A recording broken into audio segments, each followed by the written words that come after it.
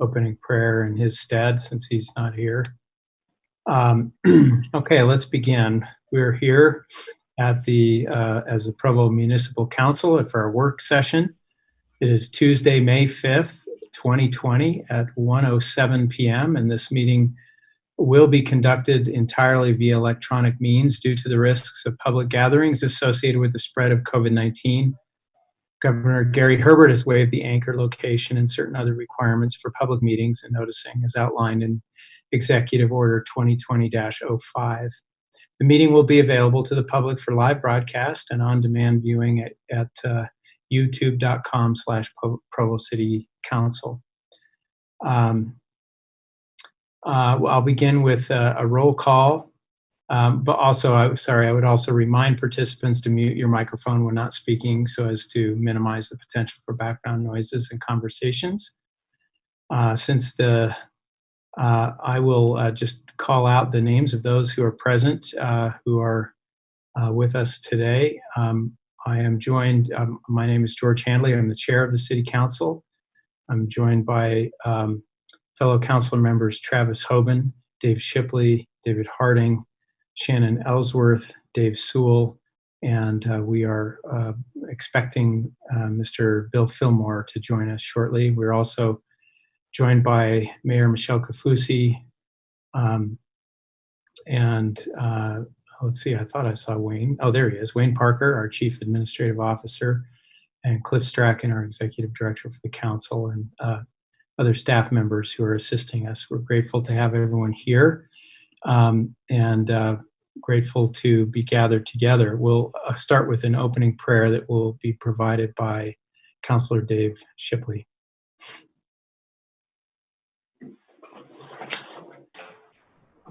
Our Father in heaven, we thank you for an opportunity to meet. We thank thee for an opportunity to serve. Please help us to have open minds and hearts to the things that we need to do, the decisions we need to make, and do so according to thy will. We thank thee for all those who are serving right now and working right now to help build our communities and to build our neighborhoods in spite of all the challenges that we're currently dealing with. And in spite of this pandemic that we're all part of at this point, we ask a special blessing upon the families and community members here in Provo, that they can feel of thy love, that they can feel of love for one another, to lift one another and serve one another and have good positive attitudes and spirits about them, and that they can be good to each other and be kind to each other. And we say this in the name of Jesus Christ. Amen. Amen.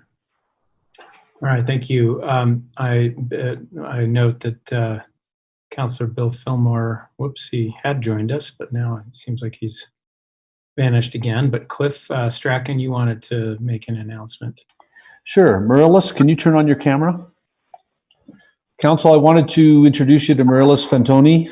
She's our intern this coming year, and she started with us yesterday. We're very pleased to have her. She hails all the way from Brazil, where she's worked in high levels of government, and she's currently an MPA student at BYU. She was our first choice, and as an intern, we're very glad to have her. Boa tarde. Good to have you.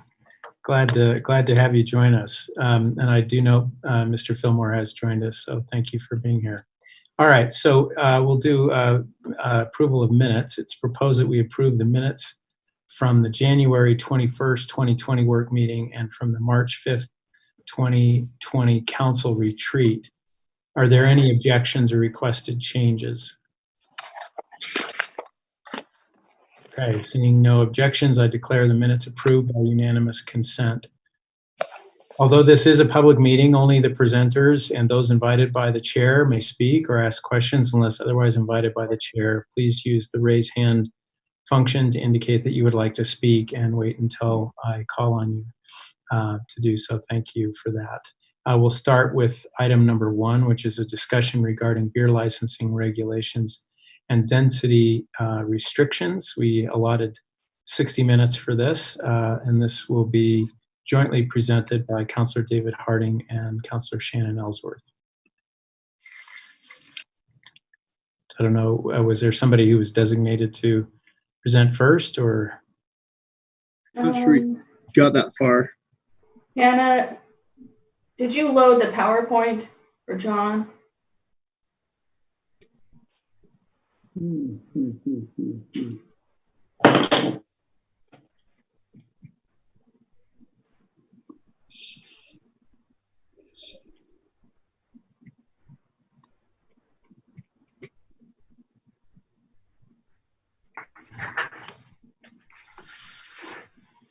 So is this yours, Shannon? Do you want to go first? Yeah, well, this is sort of what it looks like. Okay, let's see. Looks like there was some images that didn't transfer well. Okay. So there's kind of two proposals that are coming from the alcohol licensing subcommittee. I'll present this first one as I'm the primary author, maybe the only author. So this is specifically for restrictions on the F license, where we've already created the F license and it's separate from the licenses that would regulate bars or restaurants. I felt like we needed to justify the existence of the F license. And there's a lot of different reasons why a brew pub would be different from a restaurant. And there's different ways that they're similar. So I started out by doing some research on trying to determine how different they are and what makes them different. And what is a substantial difference, right? What is so different that we could regulate it? So my primary sources were a letter from the Brewers Association, the National Brewers Association, and they are the ones who describe the differences between restaurants and brew pubs. And then another key source I used was from the American Planning Association. So can you move to the next slide, please? Excellent. So brew pubs, in my proposal, can be regulated differently from restaurants because they're different from restaurants. And those differences come from this Brewers Association letter. And as I'm sure you saw in your packet, the ways in which a brew pub is different from a restaurant, as they declare, as they outline, is that a portion of their production is wholly differentiated from other restaurants requiring specific licensing and regulation, their words, the hiring of workers with specific skills, specialized manufacturing equipment, and the purchase of raw materials that would otherwise not be used in restaurants or food preparation. I'm sure in some of your minds there's other reasons that brew pubs are different from restaurants.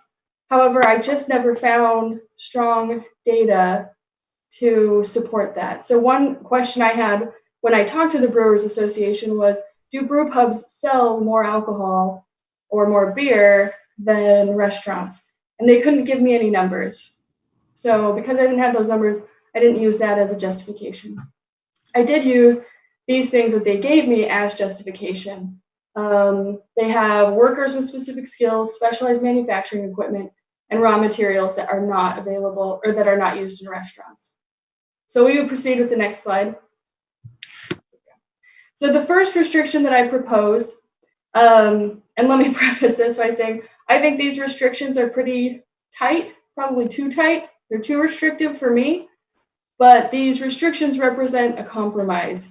And someone said that a compromise is when nobody's happy. So yeah, please consider these restrictions, and we can modify them, obviously, but I'll appreciate your feedback.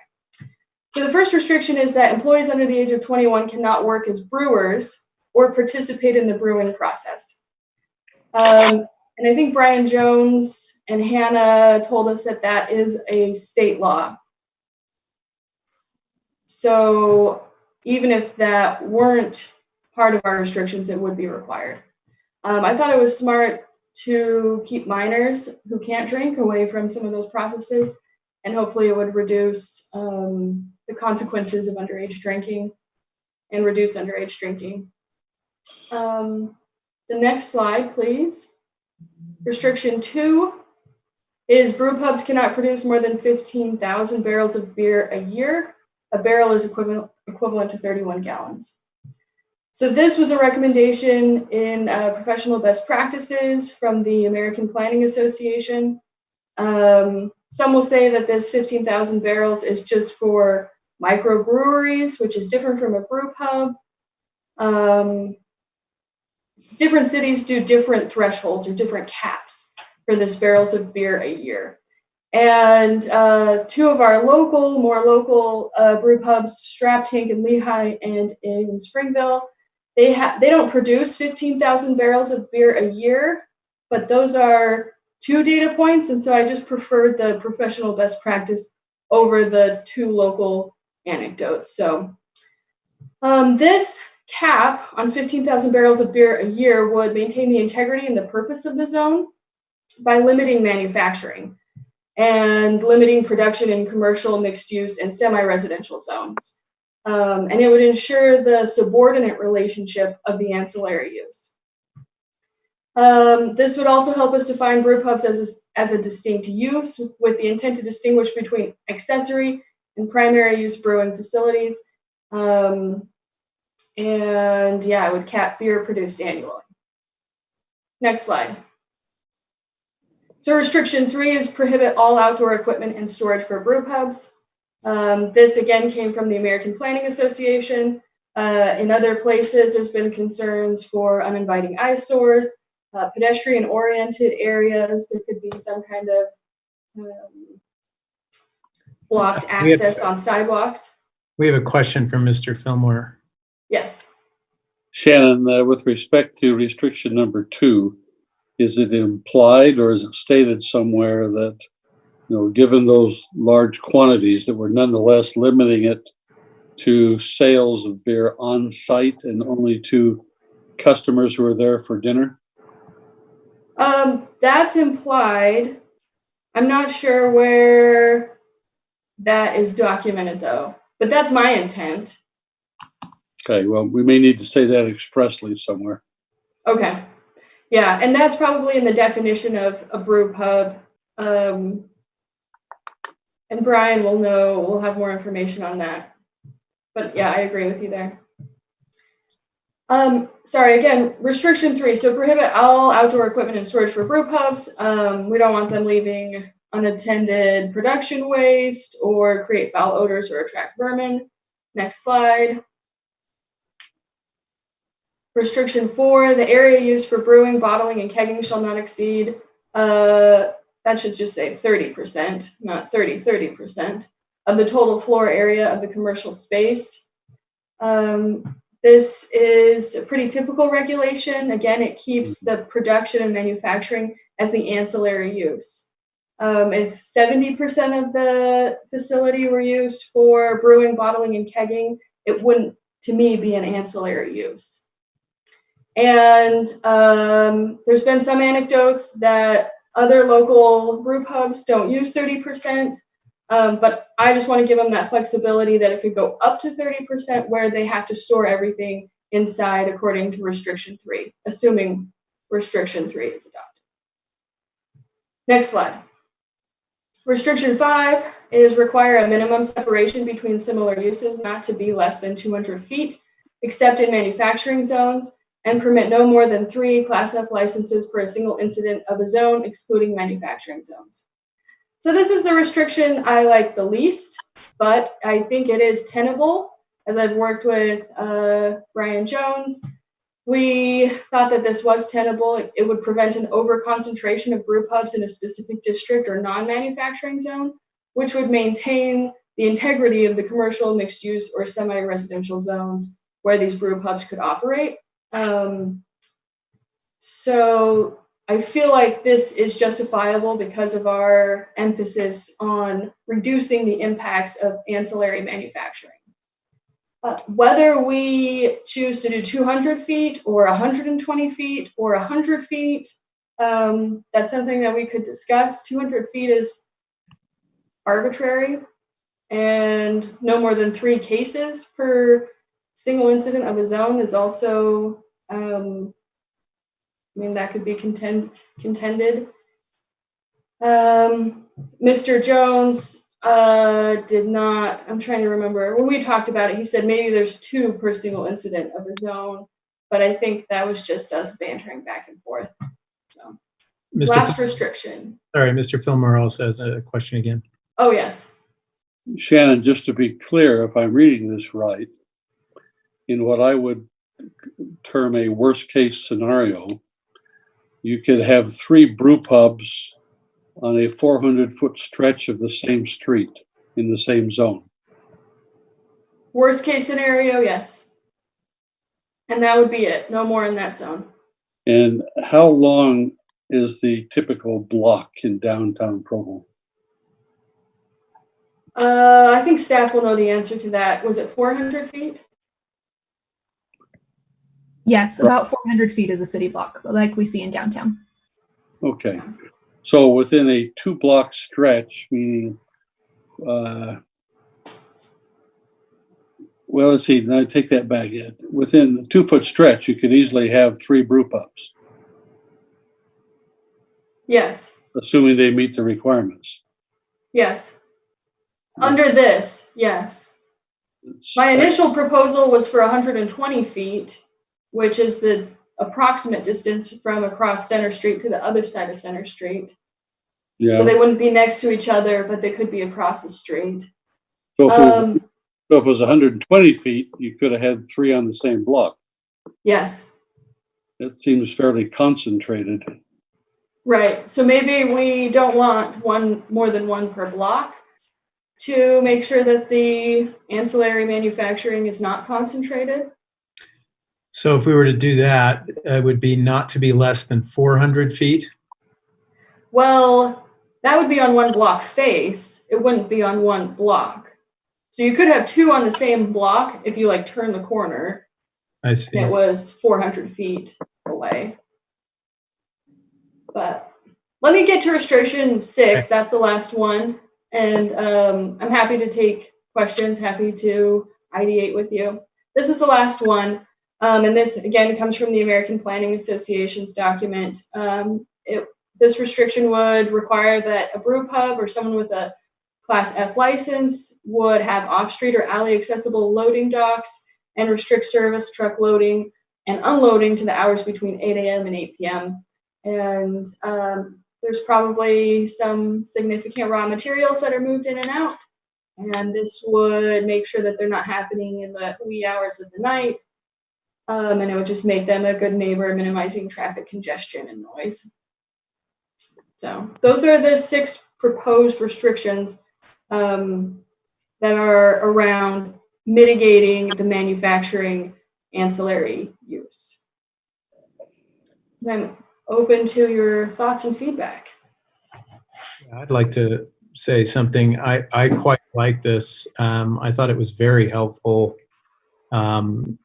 because of the clear rationale in each case. I thought the precedents were helpful to be aware of. And it seemed like we finally have a clear definition of the distinctions, subtle though they may be, or not so subtle, between a regular restaurant and a brew pub. So I think this really moved things along for me. I think my only reservation would be the 5th restriction in terms of ensuring that we don't end up with. It still feels to me like a kind of brew pub district if there's the possibility of 2 or 3 of them in pretty close proximity to one another. So I don't know if it gets too restrictive to say that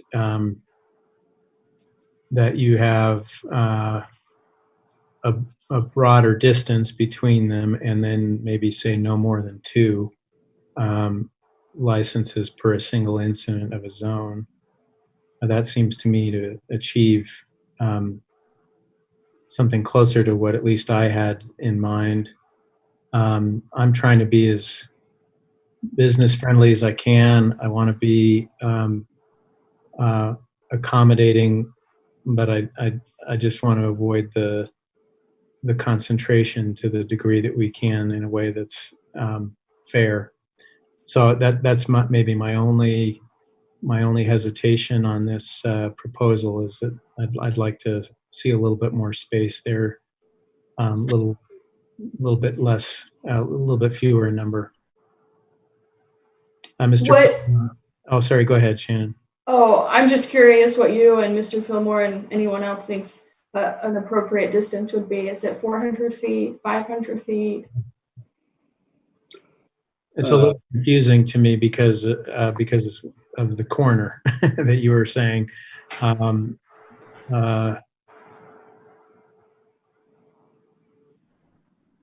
don't know.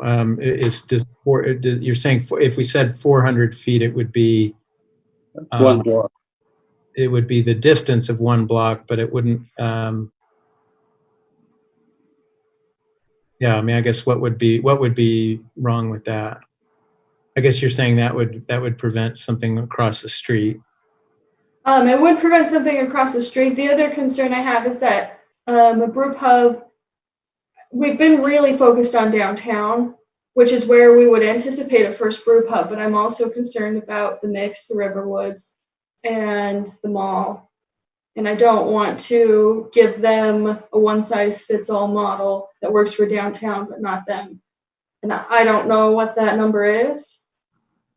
Yeah. But I just hope that we expand outside of downtown to consider the varied implications. Yeah.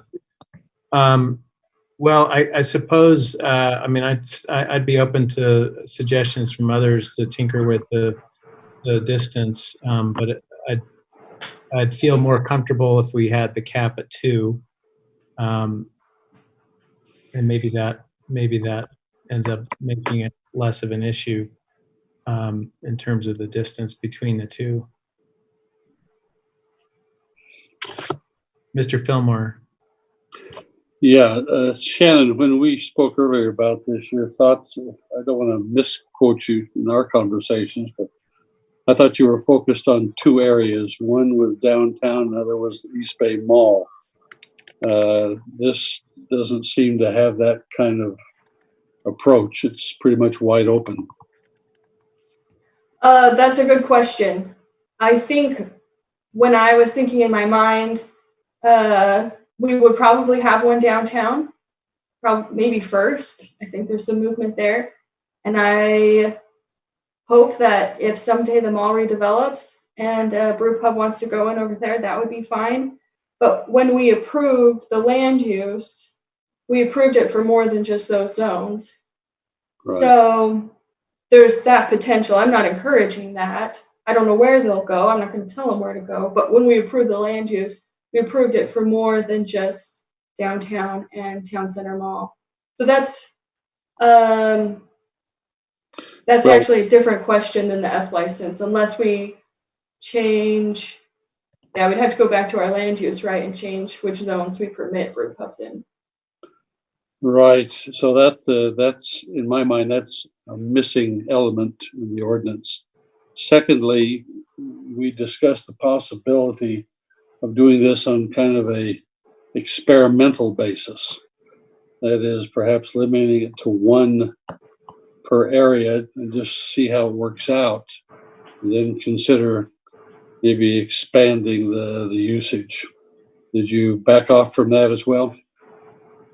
I didn't intend to write that this was an experiment into the ordinance. Well, no, I'm not saying use that word, but that the approach would be to limit it to 1 per district for now and see how it works out. Okay, so that's something that we can look at as, Mr. Hanley suggested 2 per incidents of a zone, and you're saying maybe 1 per incident of a zone. Either way we go, to your point, Mr. Fillmore, I hope that we collect data on the brew pubs that come. And when we, if we see them going into multiple zones, then we should reevaluate, but use that data that we've collected. Is there anything in the ordinance as written now about collecting data? No. I didn't see anything. You're right.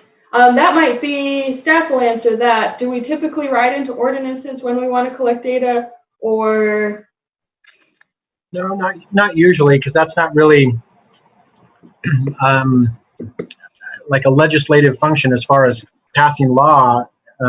Usually that's just something that in a motion or request from the council gets worked on by staff afterwards and presented as we consider additional changes to legislation in the future. Well, but we could do it now, right? There's no reason not to. Yeah. Well, if we pass something like this, then we should make that motion and signal to staff that we want as much data as possible collected. Maybe we ask them for an annual report. Yeah, something like that. The only other comment I had was this, Ms. Ellsworth. We also talked about the possibility of at least considering population restrictions. That is, only so many brew pubs per so many population. You know, one brew pub per 50,000 or whatever. Was that discussed in the committee? I think that was discussed early on with the committee. We've seen other communities do that, including Springville.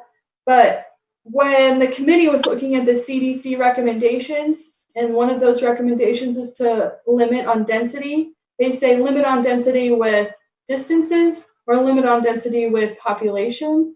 And there doesn't have to be both. They would overlap because you're limiting on density either way. But there could be both, right? There could be both, yeah. The thing that I struggled with Springville's, for example, which I believe is population based, is it seems pretty arbitrary. How many people per, or how many brew pubs per person changes from Springville to St. George, and I just couldn't find a strong rationale for that. Whereas this, limiting the concentration based on distance because of the manufacturing element, that seemed to have a more tenable reason supporting it. But Okay. I mean, we could layer that on top. Mr. Jones, and I just wanted to, we're asking some sort of clarification questions. I think I'd like to allow the second proposal to get fleshed out, and then we can continue the questions. But Mr. Jones. I was just going to comment quickly, and Hannah may need to back me up on this, but one of the things for the council to consider, and it's not dispositive, but my recollection is that as we looked around at other cities that have done population densities, we didn't find any that had separate population densities for brew pubs than for restaurants. They just had population densities for restaurants serving alcohol as one entire class. That's correct. But that doesn't preclude us doing that, right? You're right. That was just an informational thing about what a point of information about what we discovered in our research. That's helpful. Yeah. This proposal would not affect restaurants, which is important to me. This would focus on the F license and what makes the F license different from restaurants. So. All right, why don't we move on and have Mr. Harding present, and then we'll continue questions. Thank you, Chair Henley. I am not going to walk through the proposal line by line. I assume that all of you have read the proposal.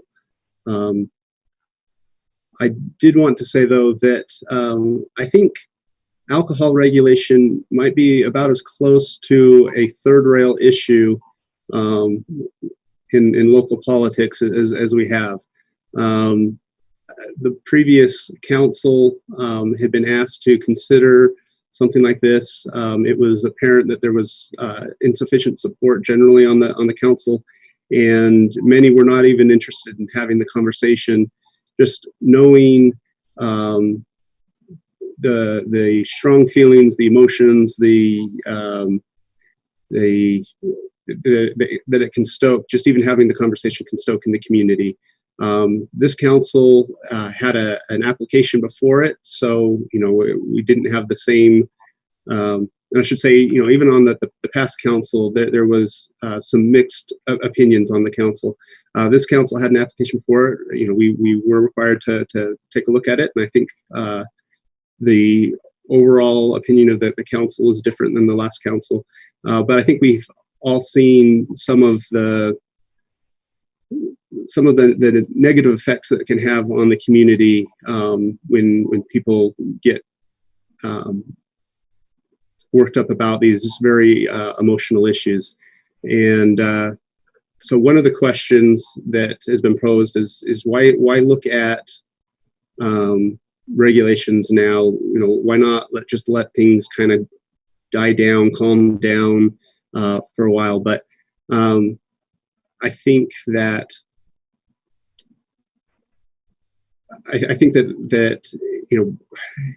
once things calm down, I don't think anyone's going to be in the mood to bring this stuff up now, or bring it up again and kind of reopen some of those wounds in the community. I think now that we are addressing alcohol generally as an issue in Provo, I think now it makes sense to take a look at it a little more broadly. So as we started talking about brew pubs, as we started talking about regulations of beer licenses and looking into, what is the current system? How does it work? What are the state requirements? What are the county requirements? What are the city requirements? I learned something, and perhaps others on the council already knew this, but I was not aware that part of the state policy is to require local consent before they issue any state liquor license. I wasn't aware of that. As we looked into it, I believe it was 2012 is when the council delegated the responsibility for considering and granting local consent to the administration. And that's a policy that was made back then, and I figured now would be the time, if we're going to look at that and ask ourselves if that policy still makes sense, that now is the time to do that.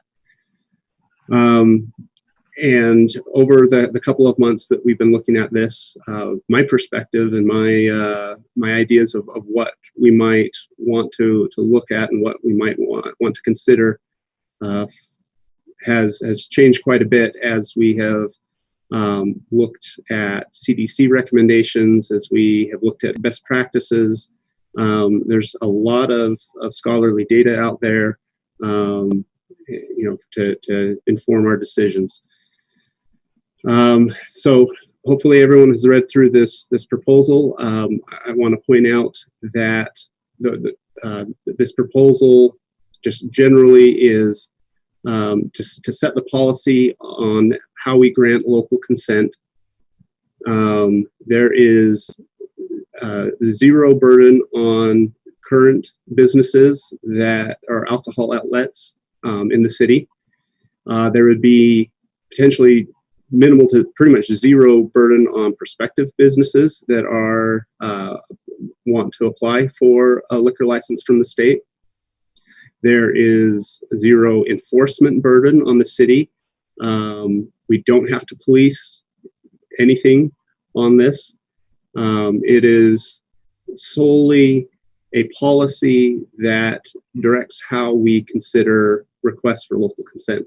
And we either say yes or we say no, and we don't have, there's no annual reports that the outlets would have to compile. So it's very business friendly. It also increases the transparency. The map would be available to all prospective business owners. It would be available to community members. Everyone would understand what the alcohol outlet density is, and would it would be very apparent where a new alcohol outlet could go in with local consent that continues to be granted by the administration. But it would also indicate areas in the city that the alcohol outlet density is above a threshold that is set by policy. And if that is the case, then local consent would need to be granted by the council. And the council, when we make decisions, everything has to be public. Everything has to be before the public. And so there's no line in the sand that says above this density, or in these locations a brew pub can't go in, or anyone that's applying for a license. It only says that in these areas the council would have to grant that local consent, and it indicates to the community that there is an alcohol outlet density threshold that we're not comfortable going over, or if we've gone over it, then we're going to take a closer look at whether or not we want to increase the density further. So increased transparency, businesses know up front, if I'm going to go into this area, I'm going to have to go before the council, or I can choose to go into an area that is less dense, and I don't need to go through that process. So it's that the businesses can choose, they're informed up front, and it's flexible. If we get that, apparently the Cheesecake Factory is the pinnacle of restaurants for the community that we're really looking for, and if that comes in, there's at no point is that barred from coming in anywhere in the city. But if it's in a certain area, depending on what those thresholds are and that density is, all of which can be set by policy, then they would just need to get council approval. So, Mr. Harding, I've got a question from Mr. Strachan. Sorry. Mr. Strachan. Are you on mute? Okay, I'm unmuted now. I had a conversation with Quinn about where in the downtown we could actually go. Does anybody actually know what are the distances and what actual blocks in Center Street might even be amenable to a liquor license? Because it's my understanding that the restrictions for liquor licensing the distance restrictions for liquor license are already fairly restrictive.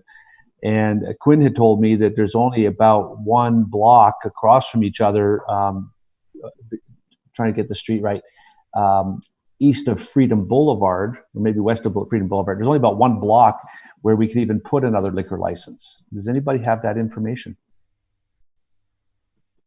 Not off the top of my head, but I know that the temple qualifying as a religious center does block off that University Avenue intersection with Center Street. Yeah, because current restrictions already limit based on civic properties and religious properties and perhaps some others, but apparently there's only a couple blocks on Center Street in the downtown core that would even be allowed to have an extra liquor license at this time. So I think now would probably be a great time to invite Mr. Peterson to our committee meetings and maybe get some better understanding. And if I could ask John Magnus to get the list of state liquor licenses up and ready. It's not on that sheet. I want to talk a little bit. There's one more thing I want to talk about this proposal, but if it's possible to get the list of state liquor licenses up, I might refer to that later on, but if we can't find it, that's fine as well.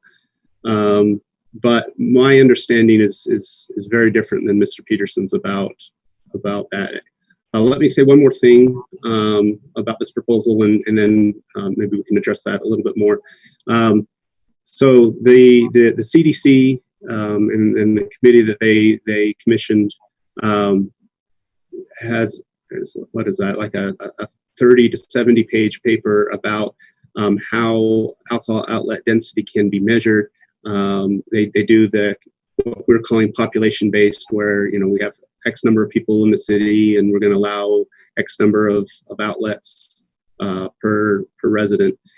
They've got I think they call it spatial distance that, kind of has those minimums that outlets have to be, X number of feet away from the nearest one.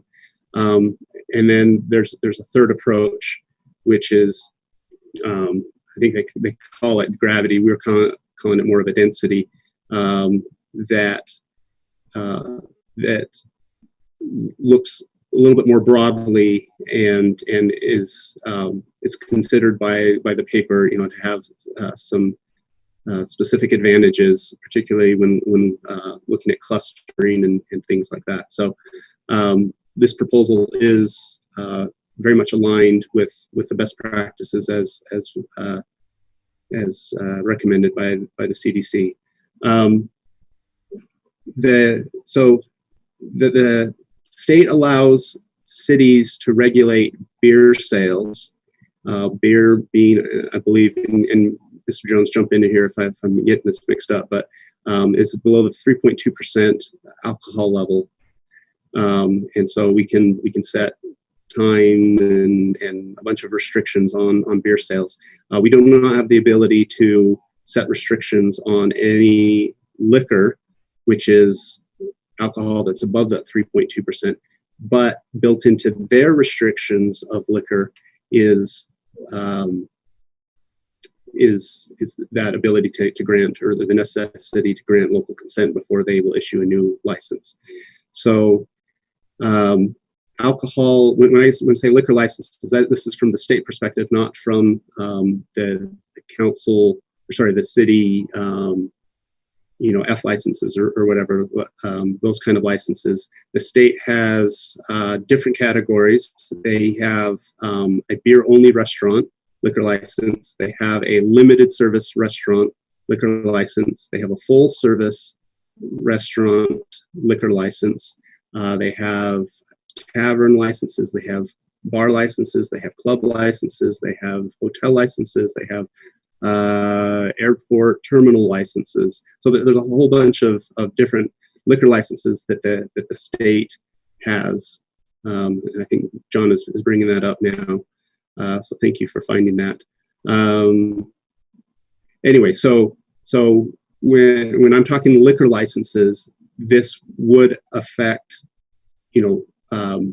all of those, including everything from restaurants with looking for beer only licenses, all the way. So, and maybe that's, yeah. So maybe if we could pull up the proposal one more time. But there's the Department of Alcohol Beverage Control and all of that. But what we're looking at is just a density measurement, and then if an area is above a density threshold, the council would need to grant the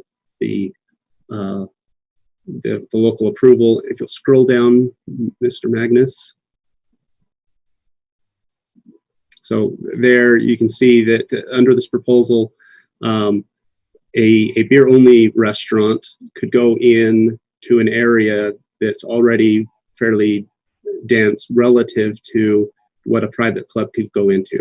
And a full-service restaurant, which might have a bar in the restaurant, bar seating and whatnot, would have a lower threshold before it would need council approval. So it really is highly tunable, so we can try to achieve the outcomes that we're looking for, and knowing or determining at what point would the local consent need to come from the council.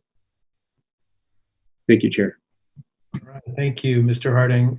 Thank you both and Mr. Sewell for your work on the subcommittee to bring this forward for discussion. This is really very helpful. Any questions for either Mr. Harding or Ms. Ellsworth from the council? I guess if no one else has a question, I guess my question would be, I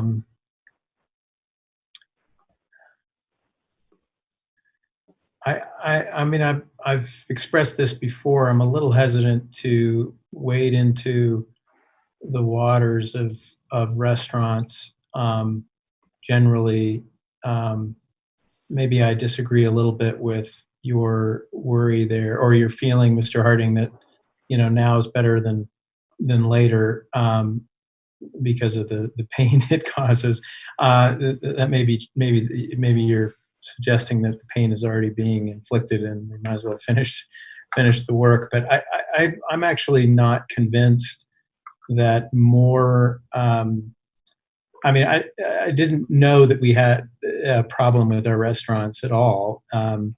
And so if it's a problem that isn't broke, as they say, I'm not sure I'm inclined to want to try to fix it. I recognize that the brew pub introduces a new element into the restaurant scene in the city, but I quite like the restrictions that we've discussed. And I recognize, I think, as you've made clear, Mr. Harding, that these aren't necessarily mutually exclusive choices. In fact, they could very well go together. But I think I'm sort of inclined to want to wait and see if there's a need for something like this, where we have to revisit the question of the public nature of the license granting process, because as far as I'm aware, there hasn't been any debate about that being a problem. And maybe I'm wrong, but I was not led to believe at any point that was a problem. And as I'm saying this, I should just clarify, we have about 15 minutes. We got started a little bit late, but I guess what we're trying to determine here, and correct me if I'm wrong, members of the subcommittee, that we want to know what elements of either or both proposals we think we could support, right? That's what you're looking for. And I guess maybe my feedback at this point is I'm inclined to fine-tune the restrictions that Ms. Ellsworth presented, and I'm inclined to wait on the other proposal to see if there's a need for it at some future point. And I welcome any feedback from anybody on that. Mr. Harding. So I just did a bunch of talking. So actually, I'll wait. Just no one had questions. So I do have some thoughts on the F licenses. I guess let me just say one last thing. I sometimes struggle to know how much depth I should go into these proposals. I want to show that there's sufficient detail and explain it well enough, but also I sometimes think that perhaps I explain it so much that it begins to feel like difficult to understand or really a large thing. That this proposal is actually, in my mind, it's very simple, it's very elegant, it's very straightforward, easy to understand for the public, and low cost on anyone. My concern about waiting on this, the CDC recommendations for using a tool like this is to either, one, reduce the alcohol outlet density, or two, to prevent it from growing beyond. So I think if we look at this and just say, is there a point in which there's an alcohol outlet density so great that we wouldn't want to see anything more? And if that's the case, now's the time, before we get to the point where it's so dense that it becomes a problem. It's much better to put this into place early on than it is to try, particularly to scale it back and start scaling it back. So there may be a reason to not wait until it becomes a problem. Thank you, Mr. Harding. Mr. Shipley, it's good to hear from other members of the council, so thank you. Mr. Shipley, go ahead. Yeah, I appreciate, first of all, your comments, Chair Hanley, because I agree with what you're saying. I think we need a straightforward approach on Class F, and agree with that. And I'm not sure, about taking on all of this. One of my big reservations, and to Councilor Harding's credit, I see more flexibility in this proposal than I was expecting, actually. And when I got the email, I was relieved to see more flexibility in the ability to review, different proposals. But I actually have quite a bit of anxiety about us as a council reviewing each proposal for a new restaurant with how much divisiveness, this issue creates. Maybe I'm selfishly saying this. I don't want to see the council reviewing these on a regular basis, for each and every, restaurant that wants to come and get an alcohol license in an area that we have deemed, too dense as far as alcohol outlets.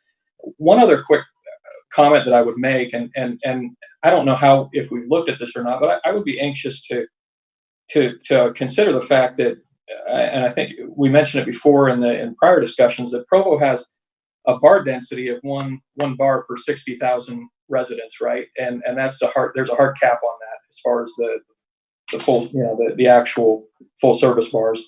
And the CDC is giving recommendations probably based on, what they see, as far as, averages across the country with bars per capita and things like that. I just think, some of the stuff that we read and see is probably not as applicable to Provo because assumptions have to be made when that information is given. And I think some of those assumptions are just not accurate for what we have here.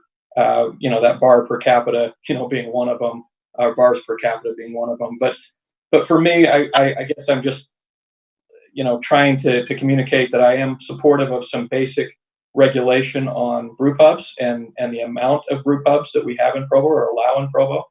And I like some straightforward, clear restrictions on that. And then I'm just not sure how we proceed.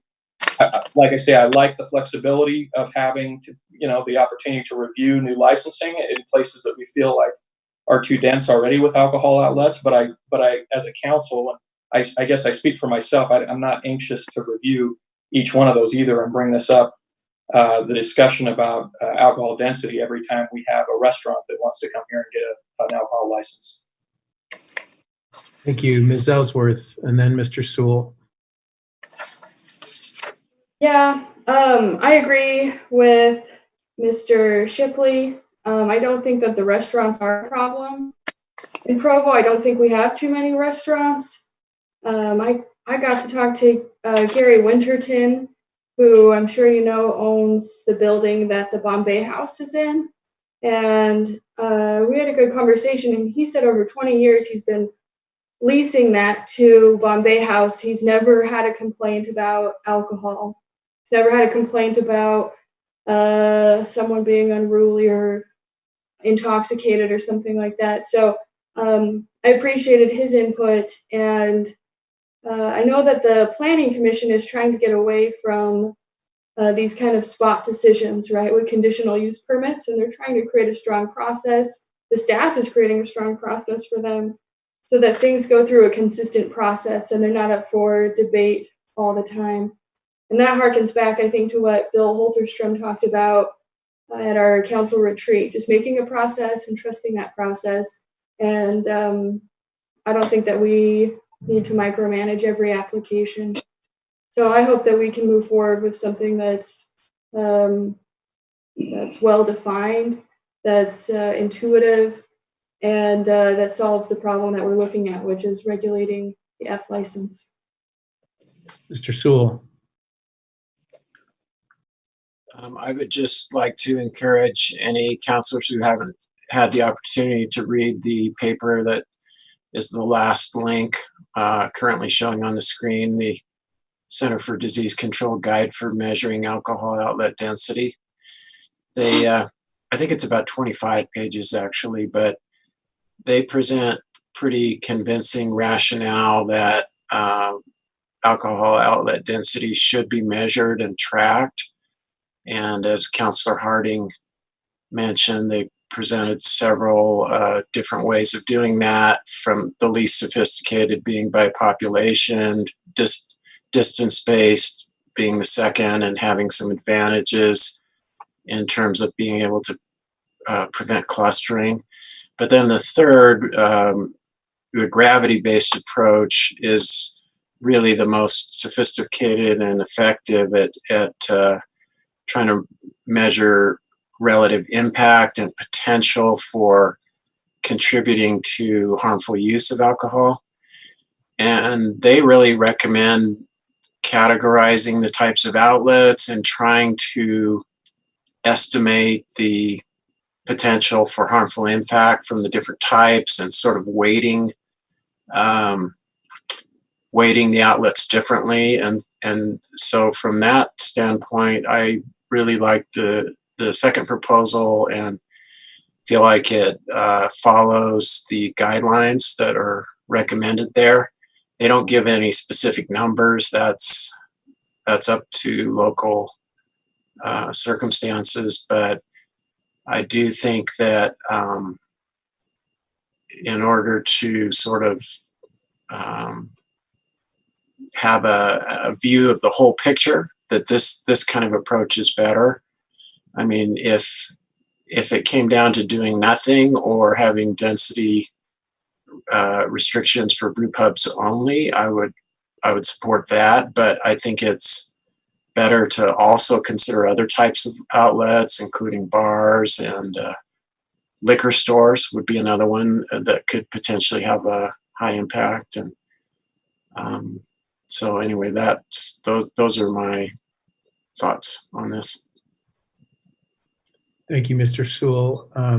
Any other comments especially from non-committee subcommittee members? Give some feedback to the committee.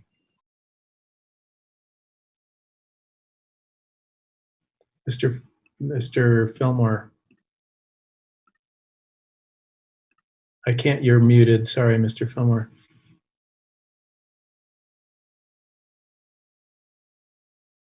I don't seem to be able to unmute him.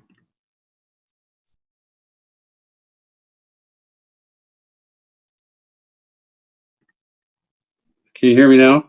Yes.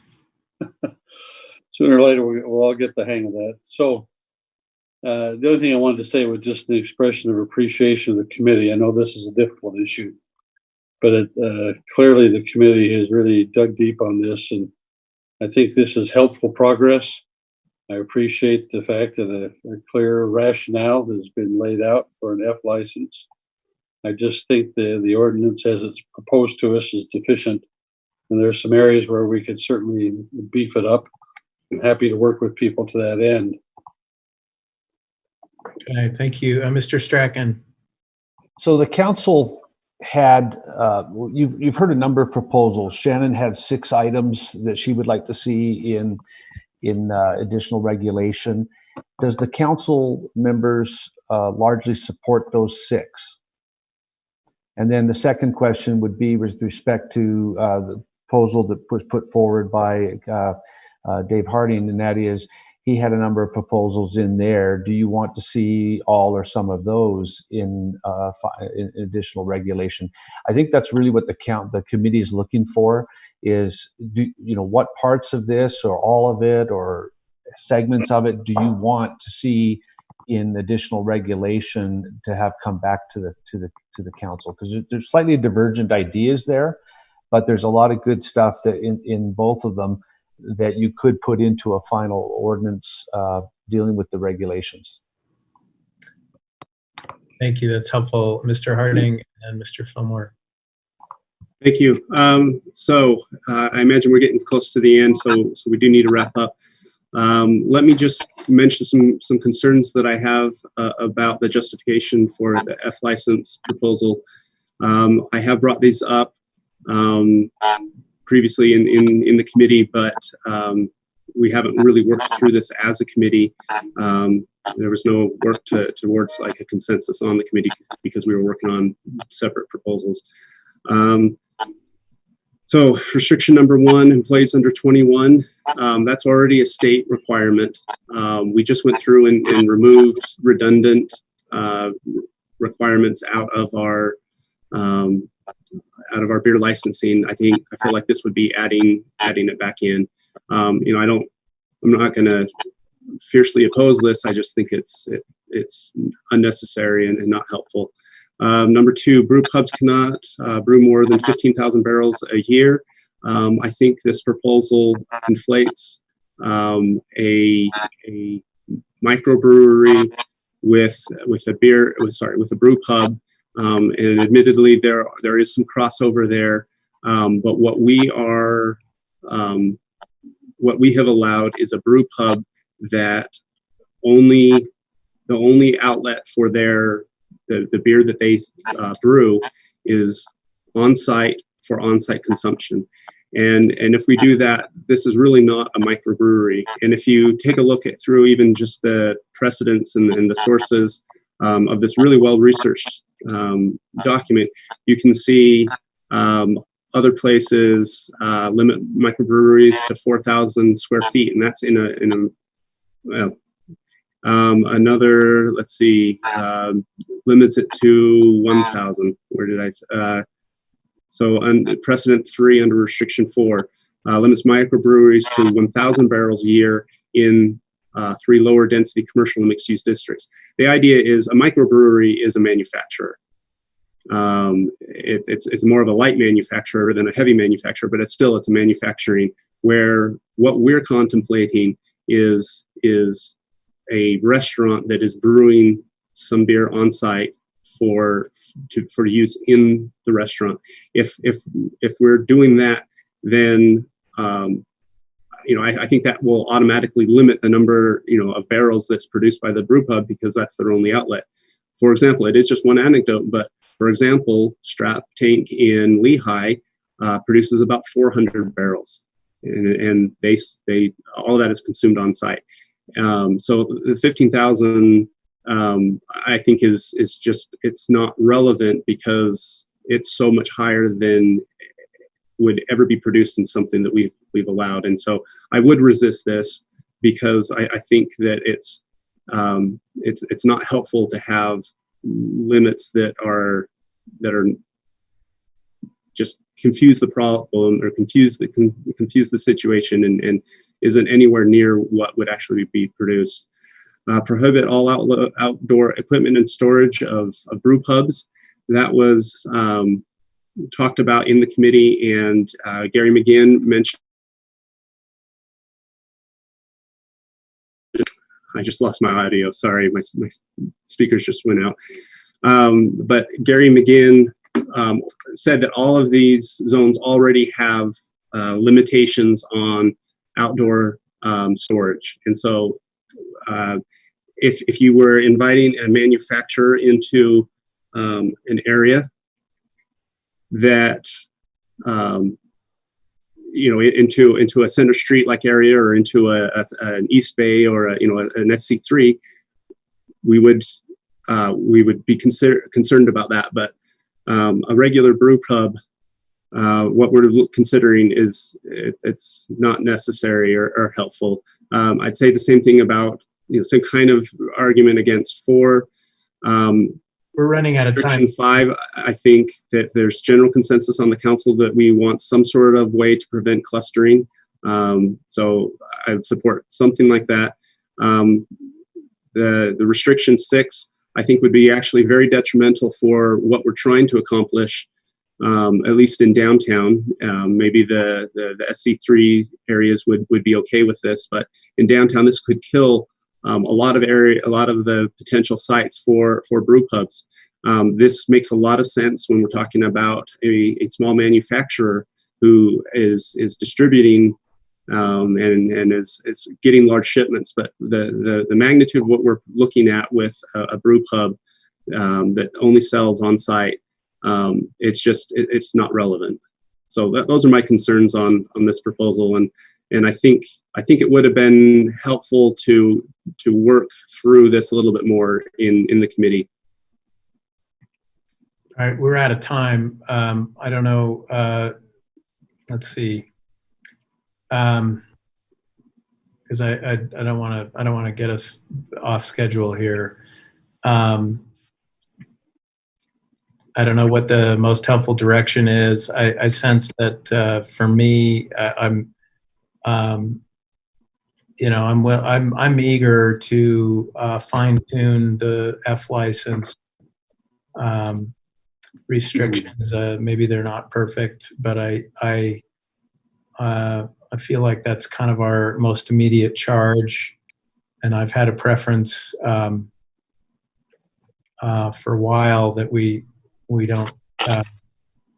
Again, I'm just repeating what I said before, but I'm not convinced. I'm certainly happy to take some more time to look at what's been presented, but I'm not convinced that we need to go aggressively into the broader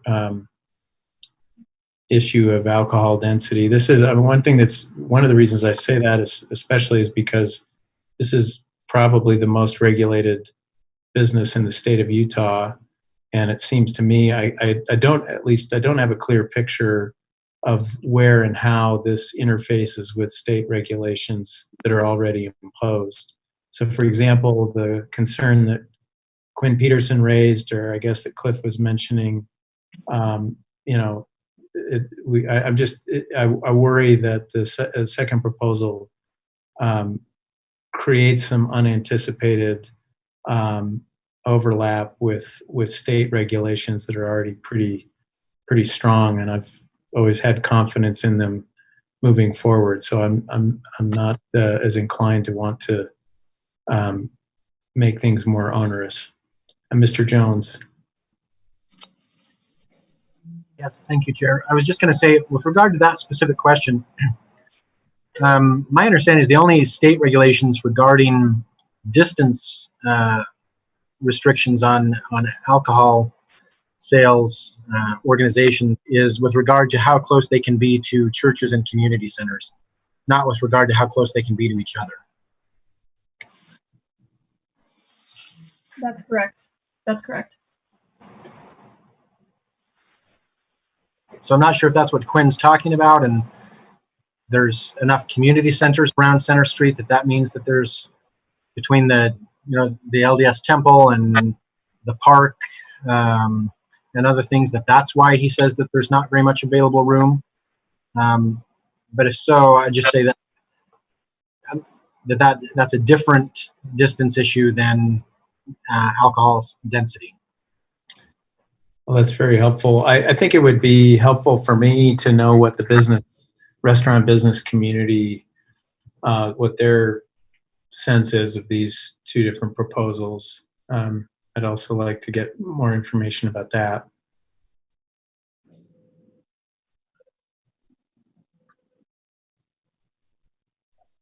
Well, I don't know if that was all the feedback you needed. Ms. Ellsworth, go ahead. Are we looking for a motion on this? We can send it back to the subcommittee. I presented my proposals to the subcommittee over a week ago, and the subcommittee said, yeah, let's put both of these on the agenda, both these proposals on the agenda. Then on Thursday, a council member reached out to me asking me to not put it on the agenda. I think that it's in a good place, but there's certainly some tweaking. I'm curious what tweaking the council wants to see and if we can accomplish that in the subcommittee. Mr. Fillmore? Just in response to Mr. Strahan's request, I think we're a long ways from a vote. I think there's been a lot of issues raised today.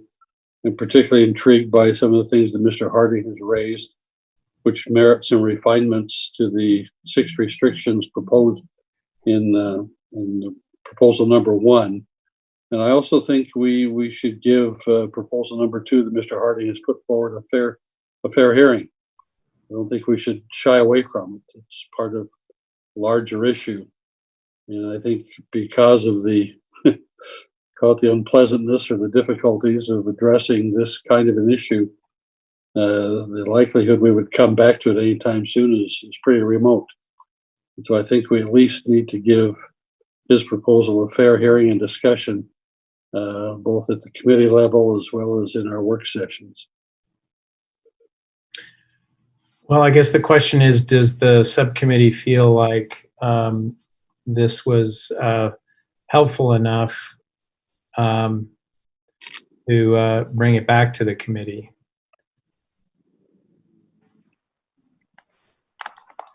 Mr. Harding. I think now would be a very good time to engage with DPI and maybe reach out to managers in East Bay and at the Mix and the Riverwoods, and start to get their input on this. Also, up until this point, we have not had GIS engagement, and so there's been some talk that we might be able to create a model that would be able to show us, what these maps would look like as we tweak different numbers in the different numbers as far as weighting and thresholds. And so with that, I think we would be able to tailor a proposal and actually see what that would look like. Ms. Ellsworth? Yeah, I think that there's two different tracks of thinking here. One is to regulate the F license, and the other is to regulate bars, brew pubs, and restaurants. And I wonder if we just should have two different subcommittees. Maybe that would create more progress, more focus. Well, Cliff is suggesting to me that Hannah could send out the two proposals and ask all of us to provide feedback, and that would be brought back to the committee. There may be some more feedback that we can provide you, and then maybe we can cross that bridge if we have to. But I mean, I've expressed my preference. I'm most keenly interested in the F license, getting that right. I think the proposal we have before us is moving in the right direction, and I think with some more tweaking, I'd be ready to support it. And I'm more inclined to wait on the other issue, but I'm not opposed to getting more detail on it or listening to it further, of course. But I think the most immediate question before us is this F license issue and getting that right. That's how I feel. So I think in the interest of time, I'll say let's move on, and hopefully we can also provide added input to the subcommittee to assist you, and then give you some direction to come back to us again at a future point. Okay. All right. And we'll move on to our next item, which is a discussion regarding the Council Code of Ethics and the use of social media during council meetings. And this is presented by Cliff Strachan and Brian Jones. Thank you, Council. We've got basically two items under the one item, but essentially both are just a little bit instructional for us. The first one is that council members, as you became council members, you got some training from the League of Cities and Towns. David Church provides a really good training on the Employees and Officers Ethics Act. And you'll see that on the screen, talks about the various sections in the ordinance. Second page, John. Without going through everything, and you can go back to the manuals that you got and refresh it for yourself. But basically, there are certain things that council members and staff and appointed officers of the city can't do because of who they are, and we're supposed to provide disclosures when we get, say, gifts over $50 or other kind of information. And the city has a process on the administration side where they annually do a disclosure form, and then an acknowledgement of the understanding of the Ethics Act. And can you go to page 3 now, John? And so what we're simply proposing to the council is that you add a paragraph into your municipal council handbook that basically instructs the staff and the council to comply with the or to actually file annually with the city the Administrative Code of Ethics and Conduct and the gift and conflict of interest disclosure forms provided by the administration. Now they do this every year. They send it out to all the employees and officers of the city and require them to fill them out. We want to do that in the council office as a policy, but we think it's also a good policy for the council, and at least annually that you get reminded of this and you file these forms. And so we're asking you to adopt a motion that directs us to put this in the handbook, and then every year comply with it.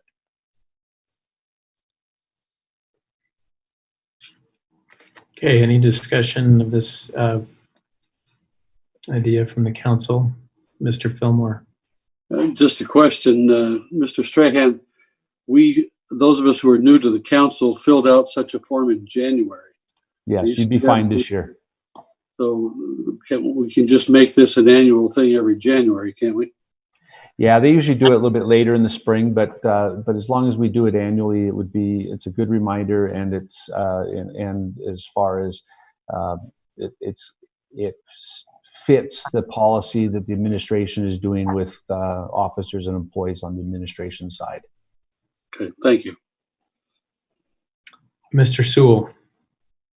I feel like we've done this in the past, maybe not in the last couple of years, but I'm happy to support it and would be willing to make a motion to that effect. All right.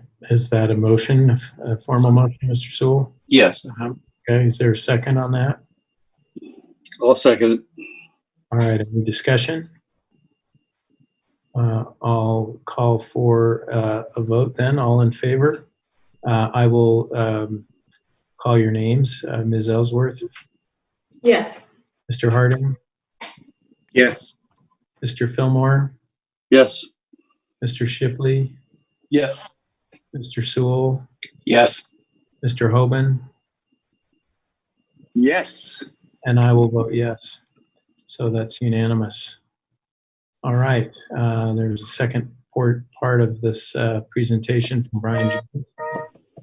Yes, thank you, Chair Hanley. I'll take over for that part. And in this one, there isn't a council action necessarily desired. This was kind of an informational item only, which is, as staff has tried to live with this social media, Zoom meeting type of handling our meetings and not doing our meetings in person, there's been some questions that have arisen. And frankly, in some ways, state law probably isn't really equipped to handle this. So the questions are not, or the answers are not cut and dried. They're more kind of how to avoid public perception problems than anything else, and maybe some legal problems. But one of the things that we noticed is that although we are doing our meetings online, we still have an established protocol for how to take public comment, which is for people to call in and make those comments as an official part of the Zoom meeting so that they're an official part of the meeting record. But social media being what it is and our online presence being what it is, we've noticed that there are also people that are making comments about the council meeting in other methods, such as in the comment section on YouTube, or maybe they're tweeting about it at the same time that the council meeting is happening, or maybe they're following it on and posting on a Facebook group at the same time the council meeting is happening. And so we looked into some questions about how to handle those. And the bottom line that we wanted to, as staff, share with the council is that we have a recommendation that councilors during active council meetings don't engage in that social media presence. And the reason is not to try to limit people's ability to to contact the counselor, not to limit people's ability to express their opinions, but because we have some legal requirements about our record keeping and about what actually constitutes the meeting. So for instance, we have a requirement under state law, under the Open Meetings Act, to include in the minutes the substance of all testimony and comments that are made to the public body. Now, that's pretty awkward if there are comments being made on 5 or 6 different social media platforms. Whether those comments are aimed at the council members or not, I don't view them as being actually part of the meeting. But if counselors are responding to those comments or commenting on those comments at the same time that the meeting is going on, then suddenly from a public perception standpoint, it looks much more like those comments are actually part of the meeting, which then raises this question of, do we have to start trying to capture them in the minutes somehow, which would be logistically very difficult. The other thing is how to deal with grandma. If we get a grandma request for those kind of comments, how are we going to handle that? Do we have access to the social media platforms where those comments are actually stored? Anyway, I don't want to probably go on anymore unless there are actual questions about it. But after, as staff and as council leadership, as we got together and looked through those issues, we just wanted to come back and present to the council members that it's staff's recommendation that council members not engage in social media, on social media platforms about council business while the council meeting is going on. Are there any questions about that? Brian, I have one question that I think we discussed in leadership that might need some clarification. So if and there might be a distinction between a staff doing this and a citizen doing this, but say there's a discussion happening about an issue and a counselor muses out loud, well, I don't know whether this applies here or not, and somebody sends a counselor a text that says, it does, or here's the answer to your question. I guess I'd just like you to explain how that would work if it's staff versus if it's someone from the public. In other words, it could be something pivotal, right? It could be that, but it's more informational than it is argumentation necessarily. I don't know. Yeah. That's a great question. And I do think there's a significant difference whether it's staff or whether it's a member of the public. In either event, what we've done in the past, I think you've all seen that happen in the past, where a member of staff has texted or sent a messenger chat or something like that with some information regarding a question that's been asked. And my recommendation on that is I think that that's fine so long as when that information comes to a given counselor and it's informative, it's informing that counselor's decision and or should inform the rest of the council's decision, that comment or information get read into the record. And so once a council member, once you as the chair says, okay, I just want to say that Javin Weaver just sent me a text that says that the parking regulation in this zone is X, so that we all know it. By saying that, it's now part of the record because it's in the record of the meeting. And so that's a lot easier to deal with. On the first, if you get something like that from a citizen, the danger is more of a public perception maybe, but if you have, it creates 2 problems. One, it creates an incentive for citizens to start doing that, and you could find yourselves being inundated with text messages and emails during council meetings from citizens who want to share information, want to share opinions. And then you create a problem of, well, if you're going to take some of those as substantive and read them into the record, but exclude others, then you've got a public perception problem about fairness and about the openness of the meeting. So I think it's fine for staff. I would, to the degree possible, recommend not taking comments in that way from the public during the meeting. Okay, any other questions or concerns for Mr. Jones about this? Thank you, Mr. Jones. We thought it would be helpful to just have a brief discussion about that. Oh, Ms. Ellsworth, go ahead.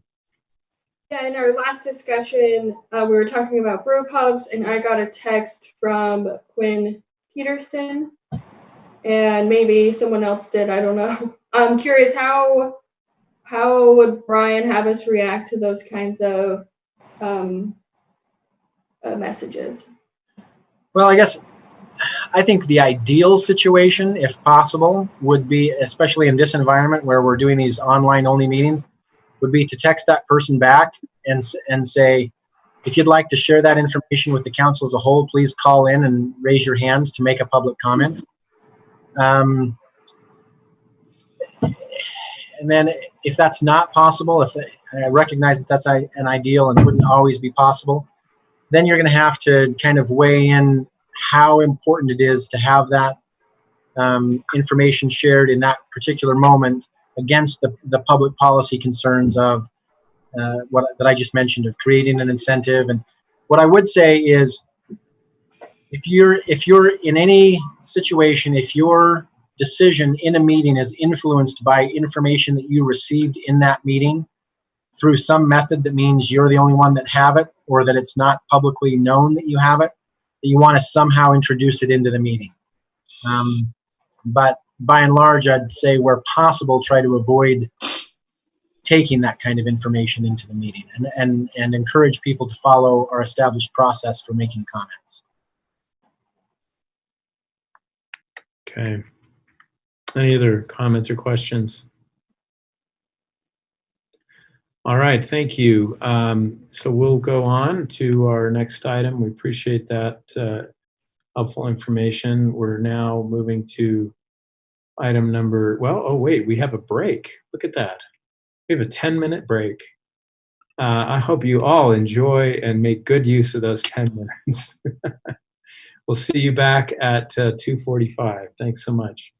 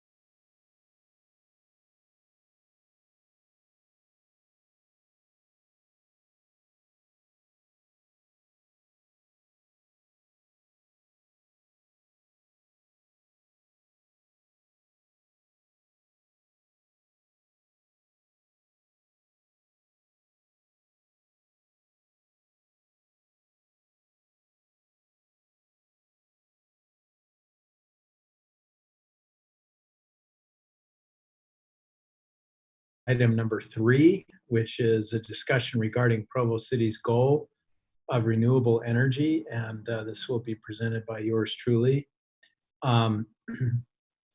This is just a follow-up on our previous discussion and presentation from Travis Ball, our energy director, who had given us an outline, and I guess he's here in case anyone needs to ask him any questions. But he has shared with us his best projections for trends moving in the direction of green and renewable and no carbon energy sources. And we actually will present here a brief definition of what those are. But in consultation with his board and in our conversations as a council, he feels comfortable that a 60% goal for green, renewable, and no carbon energy sources by 2030 was a realistic goal that would help the city to stretch our resources and our efforts in order to, and that this would be something that we could coordinate successfully with Utah Municipal Power Agency, which is our publicly owned power agency. So we have a draft. I don't know, Hannah, we can't, I don't know who's pulling it up, but or Elizabeth, I don't know. It's John. I sent it as in an email, and it occurs to me now that maybe it didn't get to the right person, but it's in the body of the memo now, George. the body of the memo. You mean, oh, in the chair notes, you mean? Yeah. Well, not on the chair notes. Isn't it on your screen? I was sharing it. No, it's not showing. It's just showing that the PDF. It says you're about to open an Adobe document, but it's not open. Let me try to get it. Okay.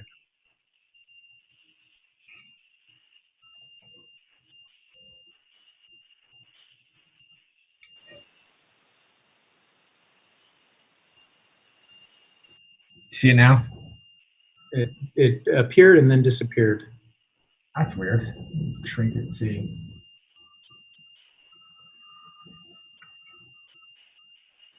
John, you might want to open it and then stop your screen share and then screen share the window in Acrobat specifically. See if that works. All right, we'll try that. It seems to be an issue with maybe the multiple monitor display. So by sharing the document, hopefully that'll work.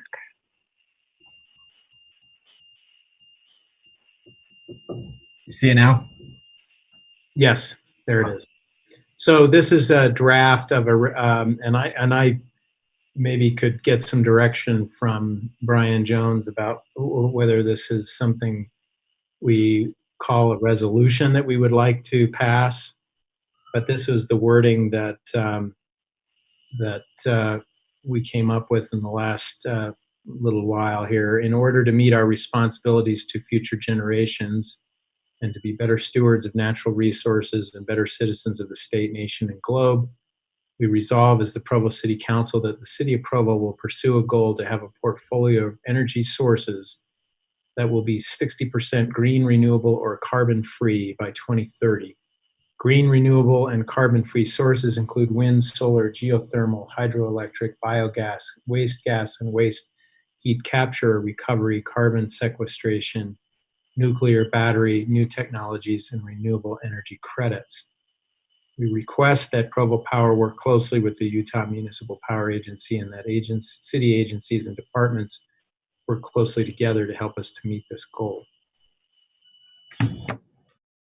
So I welcome any feedback on this, or Travis, I don't know if there's anything you want to add to that. George, I think that's a great goal, and it is interesting. After our last presentation, I got a spreadsheet from from Jake, who included the losses. So we were showing a little bit higher percentage of renewable in the next 5 years and then into the future than we will when we include losses. But I still think it's a great goal to work for. So I appreciate that. Now, there's other things we're doing in addition to this, right? We're doing demand side management, conservation programs, and clean air programs like the replacing our gas motors with battery powered motors. So we're even looking at other options to be green in addition to these resources for this goal.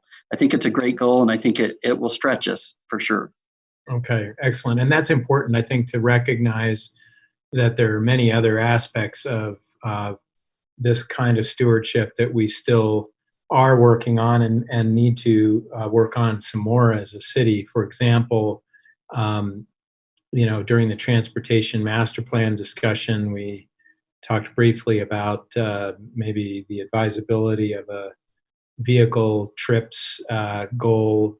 What could we do as a city to help reduce vehicle trips per day, for example, or other kinds of goals. And of course, we just passed a resolution to encourage the purchase of electric and hybrid vehicles. So there are many more things. And Ms. Ellsworth and Mr. Sewell and I had a brief discussion as a sort of informal ad hoc subcommittee to talk about some of our council priorities and goals, and one of them was about natural amenities and natural resources. And we are thinking about the need for more or less a sustainability plan, something that's pretty comprehensive. So this is a piece of the puzzle, but it's certainly not the entire puzzle. Mr. Jones, would you like to make a comment? Yes, just with regard to your question about a resolution, this is certainly something the council could do a resolution for in formal council meeting.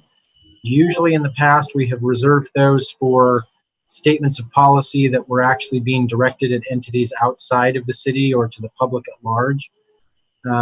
So it could also be appropriate, if you'd rather, to just consider this as something like a policy intent statement of the council that could just be passed in a work session and added to the handbook and distributed to the Energy Board.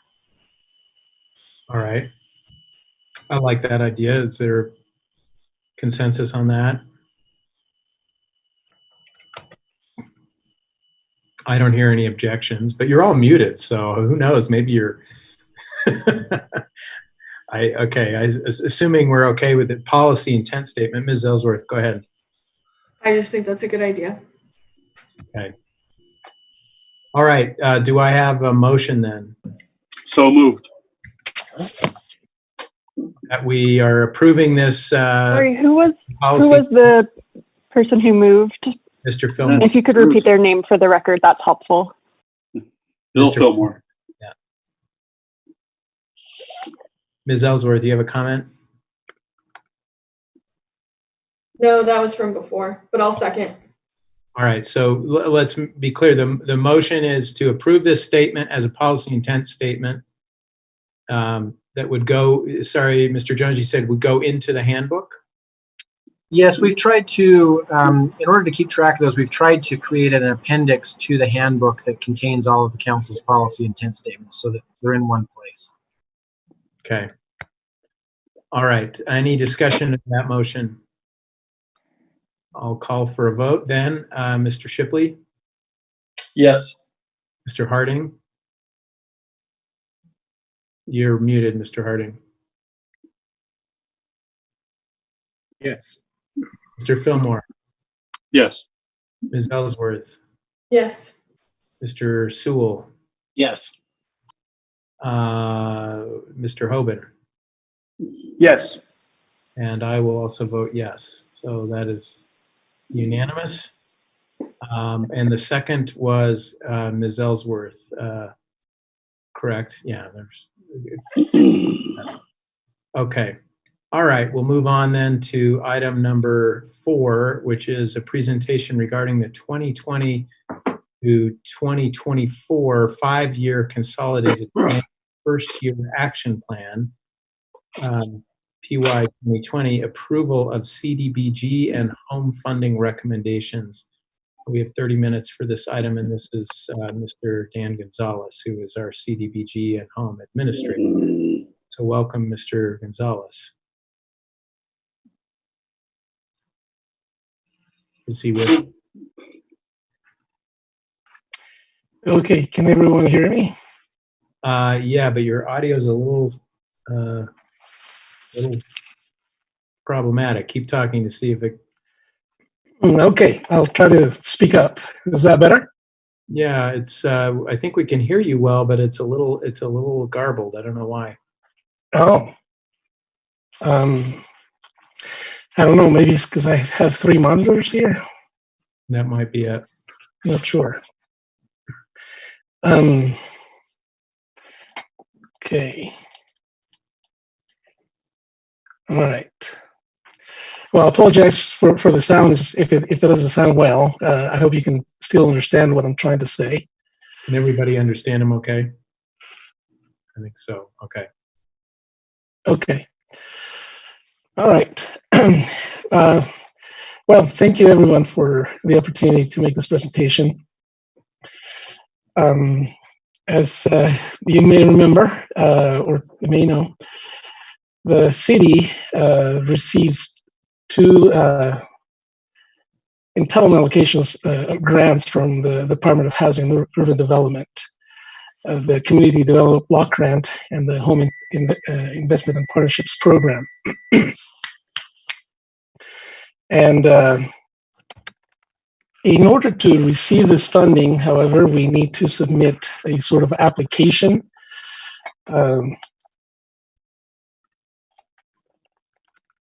to HUD, and this is done in the form of a consolidated plan. The consolidated plan encompasses 5 years, a strategic plan for the following 5 years.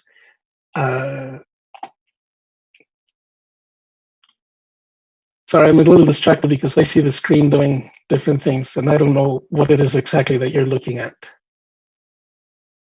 Are you seeing the presentation? Yes, we are. Yeah, Okay. it's the designation, Provo City Qualified Metropolitan City. Okay. All right. So, in this consolidated plan, we outlined the strategies that will be used for the use of the funding. The consolidated plan includes a community needs assessment and a market housing market analysis. And based on that is how the strategic plan follows to the things that we will be doing.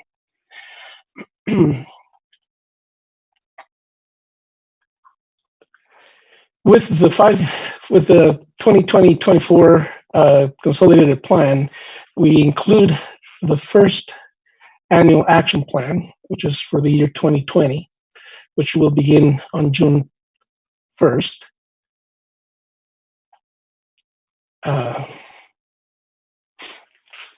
And we have received an allocation for CDBG funding of $1,268,000, so 127.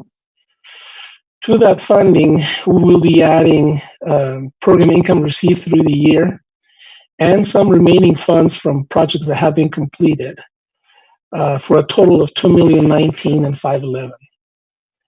For the home program, and the formula allocation for 2020 is $1,409,127, to which we'll be adding program income of $925,976 and some finished projects in the amount of $75,150 for a total of $2,410,253.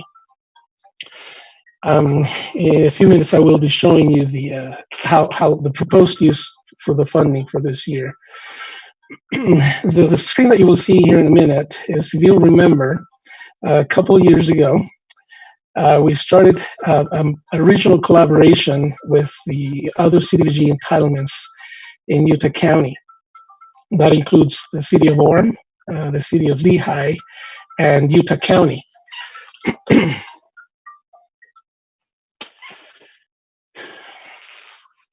And so for the last couple of years, we have joined our efforts to streamline the process in one aspect to assist the subrecipients so they see only one phase receive. They only receive have to make one application for funding. And it alleviates also administration burden on all these CDBG entitlements so that we can better manage.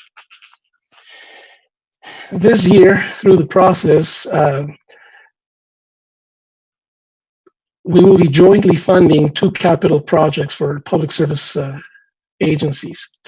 The first one is for United Way, and this will be for a rehabilitation of the community services building. That's the building that houses community action services and food bank and a couple of other nonprofits. And the total cost of the project, or what will be used with CDBG funding, is $200,111. And you can see in the screen how much each entitlement will be providing for that amount. The second project is for Wasatch Mental Health. It's a receiving center. And the total for that project is $250,000. This, in comparison to the first couple of projects that we did last year for Family Support and Treatment Center and House of Hope, the total for this year is about $25,000 higher in combination of both projects of CDBG funding that will be used. But part of that has to do with the fact that we received a little more funding from HUD than last year. Okay, the collaborative effort continues on to do a similar thing. Can we look at the next slide? Can I do that? There we go. These are agencies that provide public service. And just to clarify here, of the amount that we receive, the allocation we receive, 15% of that is what we allocate for public agencies.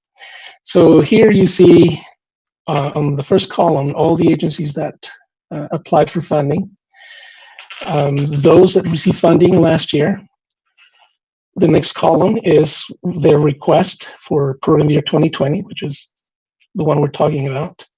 And then the next 3 columns show the funding that will be prorated between the 3 entitlements for each of the projects. So to try to make it a little simpler, the City of Orem will be on their own only funding 2 projects, Kids on the Move and RA. They're highlighted in yellow. Utah County on their own will be funding 4 projects. And then the remainder of the projects will be funded by Provo, in some cases alone, and in other cases with the orange shading that you see in collaboration with Utah County.